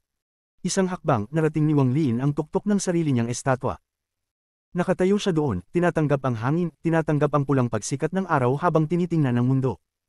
Mga kapwa cultivator sa planeta Suzaku. Handa ba kayong sumunod sa akin patungong All Heaven at labanan ng mga cultivators ng Outer Realm? Ang malakas na tinig ni Wang Lin ay naging isang dambuhalang alon na umabot sa buong planeta Suzaku, at ang mga cultivators na naghihintay kay Wang Lin ay nagbukas ng kanilang mga mata. Ang kanilang mga matitingkad na mata ay nagpakita ng parehong determinasyon. Handa kaming sumunod. Ang mga sigaw ay nagmula sa walang katapusang mga lugar sa planeta, nagbuo ng isang malakas na shockwave. Kasabay nito, mga sinag ng liwanag ang tumaas mula sa lupa patungo sa estatwa ni Wang Lin. Ang mga sinag ng liwanag ay naglalaman ng mga cultivator na puno ng galit. Matagal na silang pinahiya. Nawala ang mga kaibigan nila, at ang mga nakaligtas ay handang ibuhos ang lahat. Kailangan lang nila ng isang tinig at handa na silang maglaban ng buong lakas, kahit na ito'y nangangahulugang isakripisyo ang kanilang mga buhay. Ang mga mandiligma ay isisilang kapag ang isang kaharian ay malapit ng maglaho. Isang kasabihan mula sa mga lumang panahon, at nararanasan ito ngayon ng Inner Realm. Kabanata 1648 Masyadong tahimik. Habang nakatayo si Wang Lin sa itaas ng rebulto, ang kanyang tingin ay lumibot sa buong mundo. Nakita niya ang mga pamilyar na mukha sa loob ng sinag ng liwanag na lumipad sa kanya. Nakita niya ang determinasyon sa mga pamilyar na mukha, nadama ang kanilang determinasyon na isuko ang kanilang buhay sa kanilang mga dagandong. May mga taong pamilyar kay Wang Lin, kabilang ang kanyang disipulong 13, ang kanyang lingkod na si Big Head, ang kanyang kapatid na si Sito, ang kanyang senior na si South Cloud, at marami pang ibang taong kilala niya. Ang mga titig ng libu-libong cultivator na ito ay lahat na nagtipon na parang may kung anong mainit na dugo ang nag-ugnay sa kanila. Ang pakiramdam ng mainit na dugo ay hindi mawawala. Sa karamihan ay maaayos ito sa paglipas ng mga taon. Gayunpaman, sa sandali ng krisis, ang pakiramdam ng mainit na dugo ay sasabog. Sumama ka sa akin at kunin muli ang mga bundok at ilog ng Inner Realm. Ikanaway ni Wang Lin ang kanyang manggas at umalis sa ulo ng estatwa. Ang kanyang damit ay kasing puti ng nyebe at lumipad sa kanyang puting buhok. Sa ilalim ng araw, nagbigay sila ng nakakasilaw na liwanag. Sa loob ng liwanag, ang katawan ni Wang Lin ay naging isang sinag ng liwanag, na lumikha ng isang malakas na alulong, at lumipad patungo sa kalawakan. Sa likod niya, malapit na sumunod si Situnan, Master South Cloud, at ang iba pa. Ang mga alulong mula sa kanila na lumilipad ay sumanib sa kanya. Pagkatapos nila, ang libu-libong cultivator ay gumamit ng iba't ibang spell para lumipad para sundan si Wang Lin. Ito ay isang kamangha-manghang tanawin. Para bang hindi mabilang na mga bulalakaw ang lumilipad sa planeta. Dala nila ang aura ng pagsuwi sa langit, ang dominanteng kalooban na sirain ng langit, at ang pagmamataas na hindi kailanman umatras. Para bang sa pangunguna sa kanila ni Wang Lin, maaari silang makalusot sa kalangitan at makawala sa paranghola na mundong ito, masira ang kasinungalingang ito at makapunta sa walang katapusang mundo sa kabila. Nauna si Wang Lin, binubuksan ang daan. Ang kanyang banal na pakiramdam ay kumalat, at kasama ang lamig sa kanyang mga mata, mayroong isang napakalaking layunin ng pagpatay. Papatayin niya ang bawat sumasalakay na cultivator. Gagawa siya ng bloodbath, papatay siya hanggang sa magbago ang kulay ng mundo. Ang layunin ng pagpatay na ito ay lumabas sa kanyang katawan. Matagal-tagal na rin mula nang magkaroon siya ng ganitong intensyong pumatay. Naalala pa niya ang rurok ng pagpatay sa kanyang buhay. Ito ay nung pinatay niya ang buong pamilya Teng sa planetang Suzaku mahigit 2,000 taon na ang nakalilipas. Ngayon, mahigit 2,000 taon na ang lumipas, muling lumitaw ang layuning ito ng pagpatay. Sa pagkakataong ito ay ginagawa niya ito para sa kanyang sarili, ngunit higit pa para sa inner realm. Hindi siya bayani, at ayaw niyang maging bayani. Isa lamang siyang ordinaryong cultivator. Nagkataon lang na cultivator siya na nahuli sa panahong ito ng digmaan.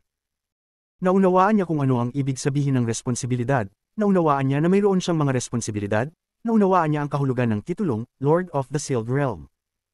Ayaw niyang maging Lord of the Sealed Realm, gusto niyang maging sarili niya. Gusto niyang buksan ang mundong ito at lumabas sa kuwebang ito. Ang sinumang pumipigil sa kanya ay kailangang tiisin ang kanyang napakalaking pagpatay at galit. Kung pigilan siya ng langit, wawasakin niya ang langit. Kung harangin siya ng lupa, wawasakin niya ang lupa. Kung haharangan siya ng mga tao, papatayin niya silang lahat. Kailangan niyang magkaroon ng determinasyon na lumabas sa kuwebang ito. Ang paglutas sa digmaan sa pagitan ng dalawang kaharian ay ang unang hakbang lamang, ngunit kung hindi niya malalampasan ang unang hakbang, hindi na kailangang pag-usapan ang paglabas ng kuweba na ito. Habang lumilipad si Wang Lin, libu-libong mga cultivator ang sumunod. Habang lumilipad ang grupo ng mga tao sa kalawakan, lumikha sila ng nakakagulat na sound wave na umugang ng malakas at yumanig sa star system. Malaking bilang ng mga outer realm cultivator ang namatay sa pana ni Wang Lin noon, ngunit ang ilan ay nanatili pa rin. Sa sandaling ito, sinakop ng divine sense ni Wang Lin ang buong brilliant void. Ang mga natitirang outer realm cultivator ay walang lugar na mapagtatagwan sa mga mata ni Wang Lin. Habang umaalingaw-ngaw ang napakalakas na dagindong, mayroong 12 ng mga outer realm cultivator na ilang milyong kilometro sa unahan. Bawat isa sa kanila ay may marka sa pagitan ng kanilang mga kilay, at sila ay gumagalaw sa gulat. Pupunta sila sa All Heaven dahil karamihan sa outer realm cultivator na nakapasok sa inner realm ay nasa All Heaven. Ang ibang mga star system ay kakaunti lang ang naruroon. Bago pa makakalipad ng malayo ang 12 ng mga cultivator na iyon, narinig na nila ang pungol mula sa kanilang likuran. Dahil sa gulat, mas mabilis silang nakatakas. Ang isa sa mga batang cultivator ay hindi malay na tumingin sa likod. Nakita niya ang isang puting anino na papalapit, at sa isang iglap, ang puting anino ay nasa kanyang paningin.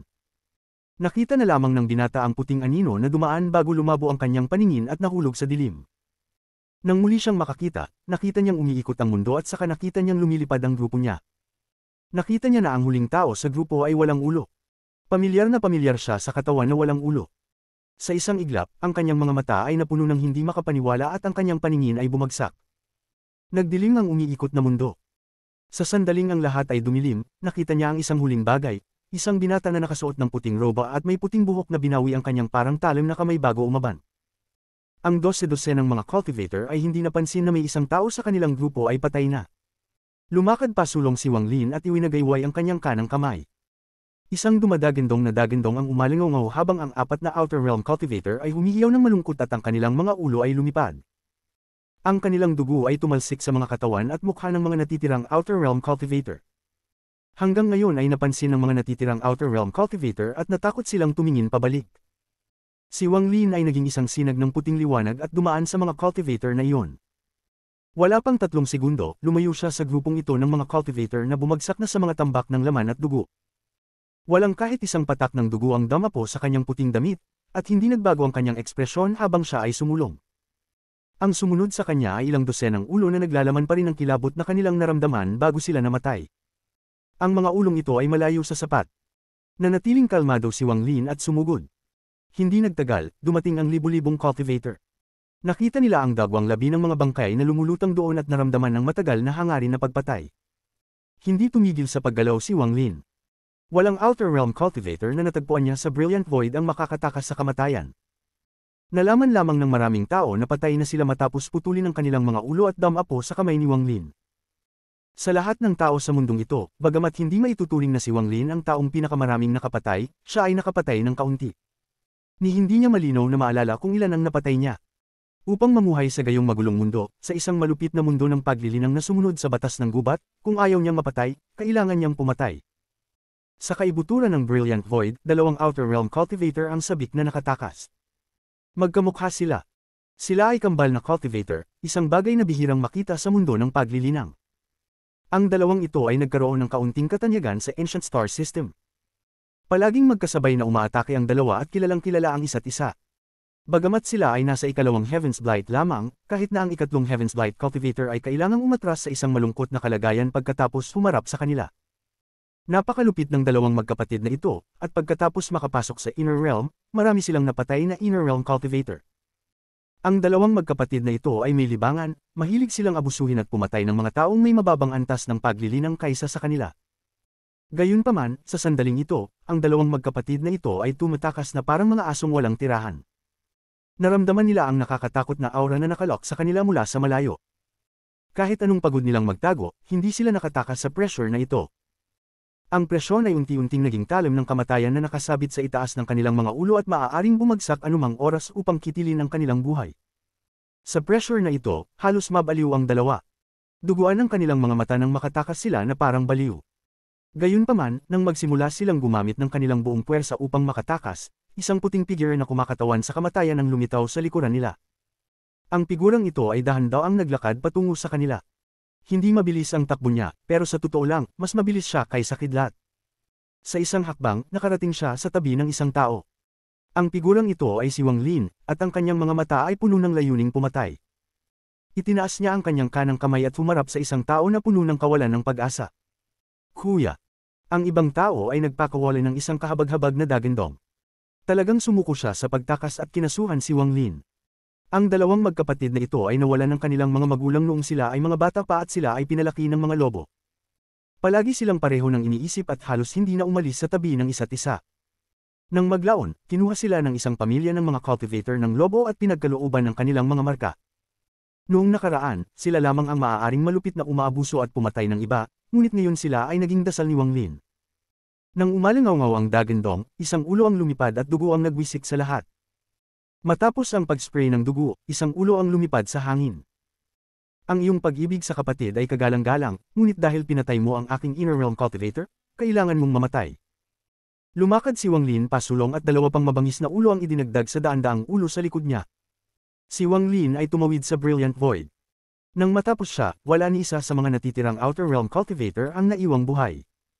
Duguan ang mga lugar na napuntahan niya, patayan ang mga lugar na dinaanan niya. Ang daan-daang mga ulo sa likod niya ay may mga kaluluwang pinanggalingan na natatakan. Para silang lumubog sa impyerno at hindi makawala. Maaari lamang nilang sundan si Wang Lin pasulong. Pagkatapos maglakad palabas mula sa Brilliant Void at pumasok sa gilid ng Summoned River, dahan-daang sinabi ni Wang Lin, masyadong tahimik. Kabanata 1649 hindi pa sapat. Sa sandaling magsalita si Wang Lin, ang daan-daang ulo sa likod niya na may malabong tingin ay biglang naging maliwanag. Kasabay nito, nagsimulang umalingaw-ngaw ang malungkot na hiyawan. Ang mga kaawa-awang hiyawan na ito ay nagsiwalat ng hindi maipaliwanag na sakit. Ang mga hiyawan ay nakakatakot sa talino ng mga mahiyain. Maging ang matapang ay magugulat at mamumutla ang kanilang mga mukha. Imposibleng isipin kung anong uri ng sakit ang maaaring magdulot ng kaawa-awang mga hiyawan. Habang sumisigaw ang daan-daang ulo, umagos ang itim na dugo mula sa kanilang mga orifice. Habang umaagos ang itim na dugo, isang malakas na amoy ng dugo ang kumalat. Ang mga ulong ito ay may pinagmulang kaluluwa at mga kaluluwa ng kanilang mga may-ari na natatakan sa loob. Ang kanilang mga katawan ay namatay, ngunit hindi ang kanilang ulo. Sila ay nagdurusa sa isang reincarnation cycle na nabuo ng karma, buhay at kamatayan, at totoo at mali. Ang kanilang mga ulo ay naglalaman ng tatlong ethereal na diwa ni Wang Lin. Sa mga essence na ito, para silang nasa panaginip na maaaring totoo o peke, kung saan dumaranas sila ng maraming miserableng pagkamatay. Tinatakan sila ni Wang Lin ng kanyang ethereal essences upang sila ay magdusa ng walang katapusang sakit. Ito ay hindi dahil gusto ni Wang Lin na pahirapan sila, ito ang unang hakbang ng kanyang pagpatay. Ang simulang ito ay nagsasangkot ng isang porma sayon. Ito ay isang porma sayon na naintindihan niya pagkatapos magkaroon ng kaliwanagan sa tatlong ethereal essences. Hindi pa niya ito ginamit noon, ito ang unang pagkakataon. Ang formation na ito ay isang essence formation. Napakasimple ng pangalan, tinawag itong buhay at kamatayan, tama at mali, karma formation. Ang eksenang ito ay lubhang kalunos-lunos. Tanging napakalaking puot lamang ang maaaring maging dahilan upang gawin ito ng isang tao. Bagamat kinasusuklaman ni Wang Lin ang Outer Realm, hindi ganoon kalakas ang kanyang puot. Gayunpaman, pagkatapos niyang malaman ang katotohanan tungkol sa pagiging isang kuweba ng mundo, nagkaroon ng matinding sama ng loob sa kanyang isipan. Ang sama ng loob na ito ang pinagmulan ng kanyang pagpatay. Ang sama ng loob na ito ay ang kanyang pagkamuhi sa langit at sa Celestial Sovereign, na kumokontrol sa kapalaran. Ang Outer Realm Cultivator ay nagkataon na sumalakay sa oras na ito, kaya kailangan nilang magdusa sa kanyang galit. Masyadong maraming tao ang namatay sa labanang ito, kaya ako, si Wang Lin, ay walang pakialam kung makapatay pa ako. Dahil gusto ninyong lahat na pumatay para sa isang tiyak na layunin, ako, si Wang Lin, ay tutulong sa inyo. Gusto kong makita kung ano ang hinahanap mo. Ang Inner Realm ay labis na nawala, ngayon ay ang Outer Realm na. Ang walang katapusang kahabag-habag na hiyawan ay umalingaw sa mga tainga ni Wang Lin. Nanatiling kalmado ang kanyang ekspresyon habang humahakbang patungo sa Summoned River.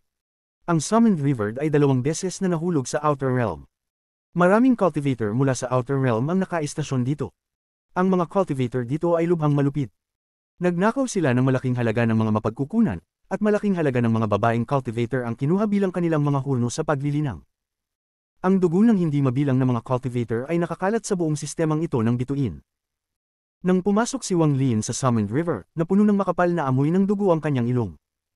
Lalong lumakas ang killing intent sa kanyang mga mata. Ang ika-6 na diwa na ito, ang asensya ng pagpatay, ay lumabas sa kanyang katawan. Hindi mabilang na tunay at ilusyon na pulang snowflake ang lumitaw sa paligid ni Wang Lin. Ang mga pulang snowflake na ito ay nakapalibot sa lugar, at habang umuusad si Wang Lin, umalingaw ang mga kaluskos na tunog. Ang espasyo sa likod niya ay nagyelo at nagsimulang magbigay ng pulang kinang, pagkatapos ay nagsimulang kumalat ang napakalaking lamig.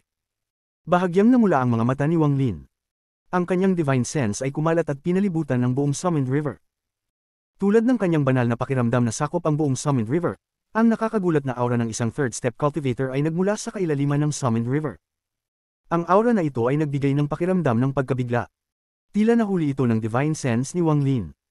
Kung bago ang panaginip na daw, maaaring nakasimangot si Wang Lin, ngunit ngayon ay hindi na siya mag-abala pang tumingin sa direksyon ng taong iyon. Ang aura na ito ay kabilang sa isang late stage na Spirit Void Cultivator, ngunit si Wang Lin ay maglalakas loob na patayin ng Arcane Void Cultivator, kaya hindi niya kailangang seryosohin ang isang Spirit Void Cultivator. Sa isang hakbang pasulong, binaliwala ni Wang Lin ang aura ng ikatlong hakbang na cultivator at nakarating sa labas ng isang planeta. Ang planetang ito ay naglalaman ng libu-libong Outer Realm Cultivator. Ang mga cultivator na ito ay kadalasang nagtatanim ng nakapikit ang kanilang mga mata. Ang ilan sa kanila ay nagsasaya o pinipilit ang kanilang sarili sa mga hurno ng paglilinang. Ang ilan ay tumatawa ng malakas habang pumapatay ng mga mortal, at ang iba naman ay nilalamon ng paglilinang ng mga nakunan na Inner Realm Cultivator. Malinaw na nakita ni Wang Lin ang lahat ng mga bagay na ito habang lumaganap ang kanyang divine sense. Nagniningning ang kanyang mga mata at tila napakabangis kapag nahaluan ng pulang ilaw sa kanyang mga mata. Sa daan-daang ulo sa likod niya, si Wang Lin ay nagmukhang isang demonyo na kalalabas lang ng underworld. Ang mga taong ito ay nararapat na mamatay. Ikinaway ni Wang Lin ang kanyang manggas at pagkatapos ay ang kanyang kanang kamay ay iniabot mula sa kanyang manggas. Ang nakabukang kamay na ito ay bumuo ng isang palad at idiniin ang planeta. Sa pamamagitan nito, isang nakakagulat na dagindong ang nagmula sa planeta. Malaking dami ng alikabok ang lumipad sa hangin at binalot ng alikabok ang buong planeta. Kasabay nito, ang mga nakakagulat na hiyawan ay nagmula sa planeta. Ang maraming Outer Realm Cultivator na naglilinang ay nagbukas ng kanilang mga mata. Sila ay natakot at lahat sila ay lumipad palabas upang makita kung ano ang nangyayari. Sa sandaling lumitaw sila sa kalangitan, nakita nila ang hindi mabilang na nagngangalit na mga bagyo ng alikabok na konektado sa kalangitan. Nagdulot ito ng pagkalabo ng kanilang paningin at ginawa itong parang katapusan ng mundo.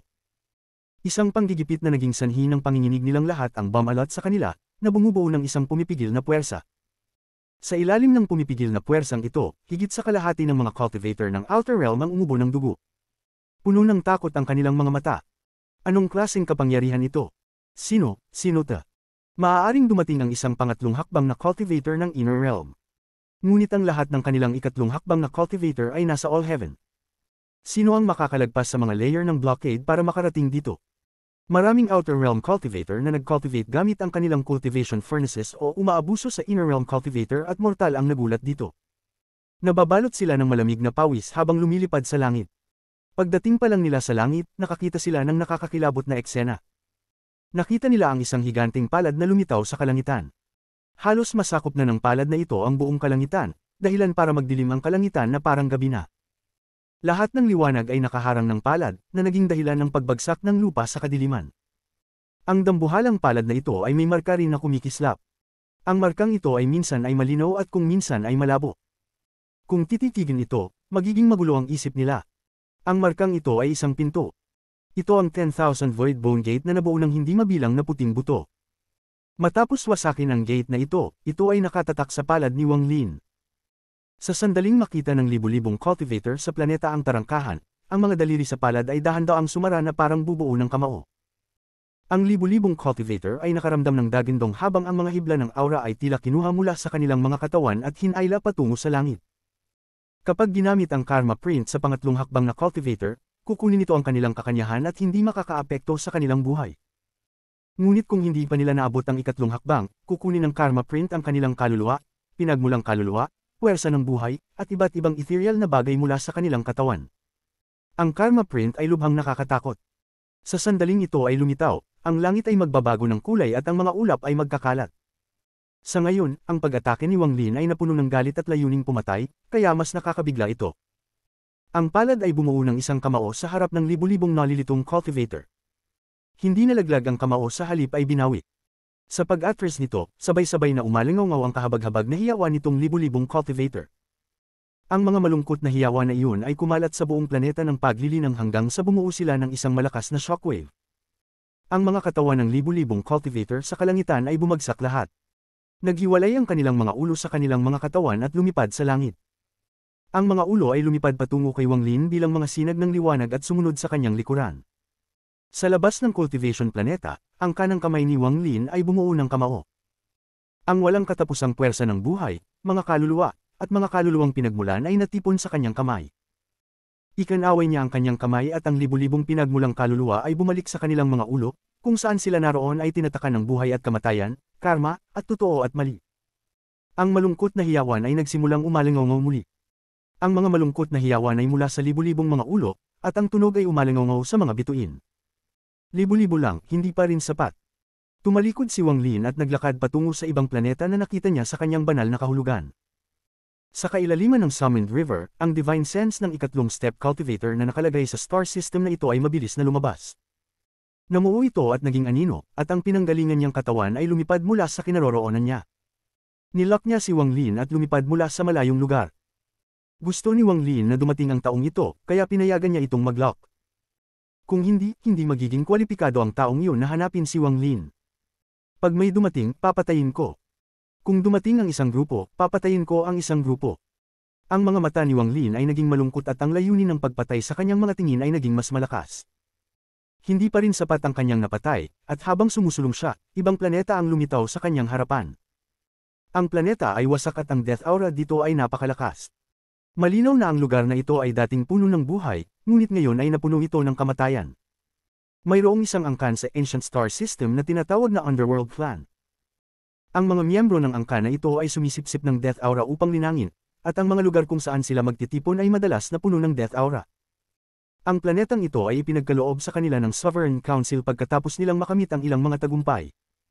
Ang Underworld Clan ay isang maliit na clan sa Ancient Star System. Karamihan sa mga miyembro ng kanilang angkan ay nagtipon dito at ginawa itong kanilang bagong tahanan. Mayroong hindi mabilang na kulay abong mga bulan na lumulutang sa paligid. Ang mga bulan na ito ay naglalaman ng mga bihag ng Inner Realm, at karamihan sa kanila ay mga babae. Isa sa kanila ay si Zhou Zihong. Nakapikit ang kanyang mga mata at wala na siyang malay, ngunit buo pa rin ang kanyang damit.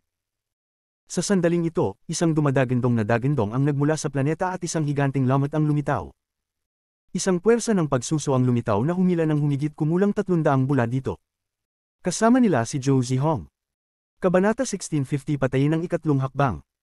Sa pamamagitan ng siksik na death aura, makikita mo ang isang kalbong lalaki na nakaupo sa kailaliman ng lamat. Ang lalaki ay nakasuot ng isang lilang balabal, at kung minsan ay makikita mo ang mga mukha ng mga kahabag-habag na kaluluwa na lumalabas sa kanyang kalbo na ulo, na nagpapalabas ng tahimik na mga hiyawan. Habang winuwagayway niya ang kanyang kamay, sumugod sa kanya ang 300 bula. Biglang nagmulat ng mata ang kalbong lalaki, tumambad ang kakaibang liwanag. Tinitigan niya ang 300 Inner Realm Cultivator na may kalupitan sa kanyang mga tingin. Sa Inner Realm lang may pagkakataon na bumangon ang Underworld clan ko. Kung mas maraming tao ang namamatay, mas malakas ang death aura, at mayroon ding mga buhay na espiritong ito. Kung ito ay nasa Ancient Star System, ang pagpatay sa maraming tao ay magreresulta sa parusa ng Sovereign Council. Isang nasisiyahang ngiti ang ipinakita ng lalaki habang winuwagayway ang manggas at isa-isang sumabog ang 300 bula. Ang pagbagsak ng mga bula ay naging dahilan upang malantad sa death aura ang 300 babaeng Summoned River Cultivators. Ang kanilang mga ekspresyon ay naging baluktot dahil sa sakit, at pagkatapos na lumitaw ang mga bula, ang kanilang mga katawan ay nagsimulang unti-unting nalalanta. Ang mga hibla ng puwersa ng buhay ay lumabas sa mga orifice at nagtipon sa kanilang mga katawan upang bumuo ng mga anino. Ang mga anino na ito ay parang mga kaluluwang pinanggalingan. Sila ay eksaktong pareho ng kanilang mga katawan. Nabaluktot ang ekspresyon ni Zhou Zihong at nanginig ang kanyang katawan. Mabilis na tumakas ang kanyang sigla sa kanyang katawan at nabuo ang anino na kawangis ng kanyang katawan. Ang anino ng sigla ni Zhou Zihong at ang iba pang anino ng sigla ay lumipad patungo sa kalbong lalaki. Underworld Devour Bliss. Isang dagindong ang pinakawalan ng kalbo at ikinaway ang kanyang kamay. Ang anino ng 300 pinanggalingan na kaluluwa ay gumalaw ng mas mabilis at napapikit sa kanya. Nang ibuka niya ang kanyang bibig at malupit na lalamunan ng mga ito, isang malamig na ungol ang umalingaw sa buong mundo. Ang malamig na nguso na ito ay parang dumadagindong na dagindong at bumuo ng sound wave. Nanginginig ang kalbong lalaki at bumagsak sa laman at dugo ang kanyang mga kamay. Umubo siya ng dugo at mabilis na umatras na may takot na ekspresyon. Ang 300 pinagmulang mga anino ng kaluluwa ay dahan-daang nagmulat ng kanilang mga mata. Natarante silang tumingin sa paligid. Sinota. Sinong third step cultivator ang dumating sa Underworld clan? Ang matandang ito ay ang patriarch ng Underworld clan. Hindi ko alam kung anong nagawa ko para masaktan si Senior. Please, ang kalbong lalaki ay mapatla at takot na takot. Bumilis ang tibok ng puso niya at natakot siya sa katinoan. Isang buntong hininga lang ang pinakawalan ng kabilang partido, ngunit sapat na iyon para mabasag ang kanyang mga braso, na gumagamit ng spell. Ang kanyang isip ay nagkaroon din ng malubhang suntok. Gulong-gulo ang enerhiya at dugo sa loob ng kanyang katawan at halos gumuho ang kanyang pinagmulang kaluluwa. Siya ay nasa ikalimang Heaven's Blight, kaya agad niyang nakilala na ang kabilang partido bilang isang third step cultivator ay hindi niya maaaring masaktan. Gayunpaman, hindi niya naunawaan kung ano ang ginawa niya upang masaktan ang ikatlong hakbang na cultivator at pukawin ang kanyang parusa. Hindi man lang niya nahulaan na ang pangatlong hakbang na cultivator na ito ay hindi mula sa Ancient Star System kundi mula sa Inner Realm. Alam niya na ang lahat ng Inner Realm cultivator ay nagtipon sa All Heaven para sa kanilang huling pakikibaka at na imposible para sa kanila na pumunta dito. Habang nagpapanik, bago pa man siya makatapos magsalita ay natabunan na ng puting liwanag ang kanyang paningin. Tumingala siya sa lamat at nakita niya ang isang puting buhok na binata na nakaputi na naglalakad sa death aura. Malungkot ang ekspresyon ng binata at may libu-libong ulo sa likuran niya na nagpapakawalay ng malungkot na hiyawan. Ang mga hiyawan ay naging sanhi ng panginginig ng isip ng kalbong lalaki at ang kanyang mga balintataw ay lumiit. Napatingin siya sa lalaking nakaputi at pakiramdam niya ay pamilyar na pamilyar ang lalaking ito. Ikaw ay. Dumagundong ang isipan ng kalbong lalaki, at pagkatapos niyang tumahimik sandali, ang pamilyar na aura ng binata ay nagpaalala sa kanya ng isang pangalan. Sa sandaling maalala niya ang pangalan, ang kalbong lalaki ay nagpakawala ng isang hindi mapigil ang hiyaw. Napaatras siya habang sumisigaw. Mga miyembro ng Underworld clan, mabilis na tumakas mula sa planetang ito, mabilis. Nagkaroon ng kislap ng lamig sa mga mata ni Wang Lin at inabot ng kanang kamay ang kawalan. Isang malaki, ilusyunaryong kamay ang lumitaw at sumugod sa kalbong lalaki. Habang nagsasalita ang kalbong lalaki, hinawakan siya ng kamay at pinisil. Malungkot na sigaw ng kalbo at bumagsak ang katawan. Gayunpaman, ang kanyang ulo ay nanatiling buo na ang kanyang kaluluwa at pinagmulang kaluluwa ay natatakan sa loob. Habang binawi ni Wang Lin ang kanyang kamay, ang ulo ay sumanib sa libu-libong ulo sa likod niya. Kasabay nito, sa buong planeta, lumipad palabas ang mga aura ng mga miyembro ng Underworld Clan. Ang bawat aura ay naglalaman ng isang miyembro ng Underworld Clan. Sila ay nalilito, ngunit hindi sila nag-atubili na tangkaing makatakas sa planeta. Bagamat hindi nila alam ang nangyari, ang utos ng patriarka ay ang langit. Susundin nila ang utos na iyon hanggang kamatayan. Lumingon si Wang Lin, at malamig ang kanyang tingin. Ikinumpas niya ang kanyang kanang kamay at kumulog sa kanyang kanang mata. Isang higanteng kulog ang lumitaw at nahati sa hindi mabilang na direksyon kung saan si Wang Lin ang sentro. Sa sandaling ito, nakakalat ang kidlat sa madilim na planeta at umalingaw ang mga dumadagandong na dagandong. Ang bawat kulog ng kulog ay parang parusang kamatayan na nakalok sa bawat miyembro ng Underworld Clan. Sumabog ang kanilang mga katawan at ibinalik ng kulog ang kanilang mga ulo. Ang mga hiyawan ng kamatayan ay umalingaw sa buong planeta. Binaliwala ni Wang Lin ang lahat ng ito at tumingin sa nalilitong 300 pinagmulang kaluluwa. Marahan niyang iwinagayway ang kanyang kamay at ang pinagmulan ng mga kaluluwa ay bumalik sa kanilang mga katawan. Lumabas si Wang Lin ng isang hakbang. Sa sandaling siya ay lumabas, ang mga kulog ay bumalik na may mga ulo. Mayroon na ngayong halos 10,000 ulo sa likod ni Wang Lin, at ang kulog ay bumalik sa kanang mata ni Wang Lin. Sa ilang maikling paghinga, lahat ng miyembro ng Underworld Clan ay namatay. Walang naiwang buhay. Lumulutang sa hangin, itinaas ni Wang Lin ang kanyang kanang kamay at idiniin pababa sa lupa. Ang walang katapusang death aura sa paligid ng planeta ay lumundag na parang dagat at lumipad patungo sa kanya. Sa huli, ang walang katapusang death aura ay namuo sa kanang kamay ni Wang Lin, na kumakatawan sa kamatayan. Nakabuo ito ng bola ng gas at mabilis na umikot. Habang inalis ni Wang Lin ang death aura, bumalik ang buhay sa planeta. Nabasag lahat ang maraming bula, na nagpapahintulot sa Summoned River Cultivator sa loob na mabawi ang kanilang kalayaan. Inalis ni Wang Lin ang tingin na ito mula sa planeta at pagkatapos ay humakbang sa kalangitan na may ball of death aura sa kanyang kamay. Walang awang niyang dinurog ang bola, at ang napakalaking death aura ay bumagsak sa kalangitan. Simula nang dumating ka, huwag kang umalis. Malamig ang boses ni Wang Lin habang nakatingin sa gilid ng abot tanaw, kung saan lumilipad ang death aura. Nasira ang espasyo at lumabas ang isang lalaking nasa katanghaliang gulang. Ang nasa katanghaliang gulang na lalaking ito ay nakasuot ng dawis na robo at ang kanyang ekspresyon ay napakaseryoso. Ang kanyang mga kamay ay nakabuo ng isang selyo at isang kalasag ng pagong ang lumitaw sa paligid niya. Dama po ang puyo ng aura ng kamatayan sa tinda ng pagong. Umalingaw ang mga dumadagandong na dagandong at lumitaw ang mga bitik sa nanginginig na kalasag ng pagong.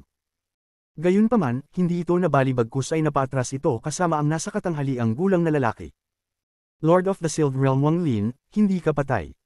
Gulat na gulat ang mga mata ng medyo may edad nang umatras. Nalock niya ang divine sense ni Wang Lin ngunit hindi niya makita si Wang Lin. Nang makita niyang sinira ni Wang Lin ang libu-libong Outer Realm Cultivator, agad niyang ninais na umatras. Gayunpaman, pinilit siyang lumabas ng pagtatago ni Wang Lin bago siya umatras.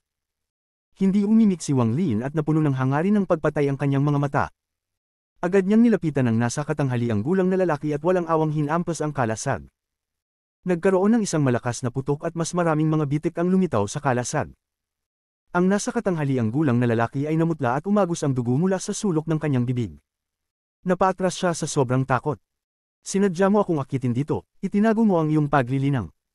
Ang kapangyarihan ng kamay ay nagbigay daan sa nasa katanghaliang gulang na lalaki na malinaw na maramdaman ang nakakatakot na aura na nagmumula sa katawan ni Wang Lin. Mabilis na tumibok ang kanyang puso at nawala sa kanyang isipan ang lahat ng pag-iisip ng pagpatay. Gusto niyang makatakas kaagad. Gayunpaman, dahil naakit siya rito, hindi siya bibigyan ni Wang Lin ng pagkakataong makatakas. Isang malamig na buntong hininga si Wang Lin at itinaas ang kanyang kamay. Ang kanyang kamay ay nabasag muli, at ang kamay na ito ay naglalaman ng karma. Dama po ito sa kalasag at diretsyong bumagsak ang kalasag. Isang aura ang nakuha mula sa kalasag at sa nasa katanghaliang gulang na lalaki. Mapatla ang mukha ng medyo may edad na. Matapos gumuho ang kalasag, muli siyang umatras. Naging malungkot ang kanyang mga mata. Ito ay isang buhay at kamatayan na kalamidad para sa kanya, at natatakot siyang hindi siya makatakas. Sa sandaling ito, siya ay nagdikit ng kanyang mga ngipin at sumuko sa pagtakas. Ang kanyang mga kamay ay gumawa ng isang selyo at itinuro ang lugar sa pagitan ng kanyang mga kilay, na naging sanhi ng isang lamed.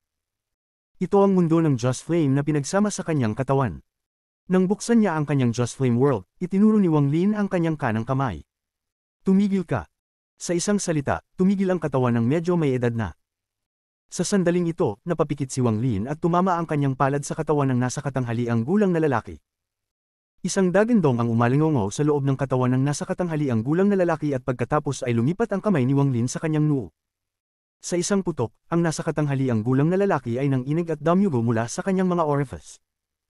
Ang kanyang mga mata ay puno ng pagpupumiglas at takot habang sinusubukan niyang kumawala sa spell ng stop. Gayunpaman, bago si Wang Lin, wala siyang pagkakataon. May kislap ng lamig sa mga mata ni Wang Lin. Ibinagsak niya ang isip ng lalaki at tinataka ng dalawang palad. Pagkatapos ay dumaan ang kanang kamay sa leeg ng medyo may edad na. Sumabog ang dugo kung saan-saan nang humiwalay ang ulo ng medyo may edad na sa katawan nito. Ang kanyang katawan ay bumagsak sa isang tumpok ng laman at dugo, at hinawakan ni Wang Lin ang kanyang ulo. Walang sinuman sa ibaba ng yugto ng Arcane Void ang katugma para sa akin. Tumalikod si Wang Lin at pumunta sa mga bituin na hawak ang ulo na tumutulo ng dugo.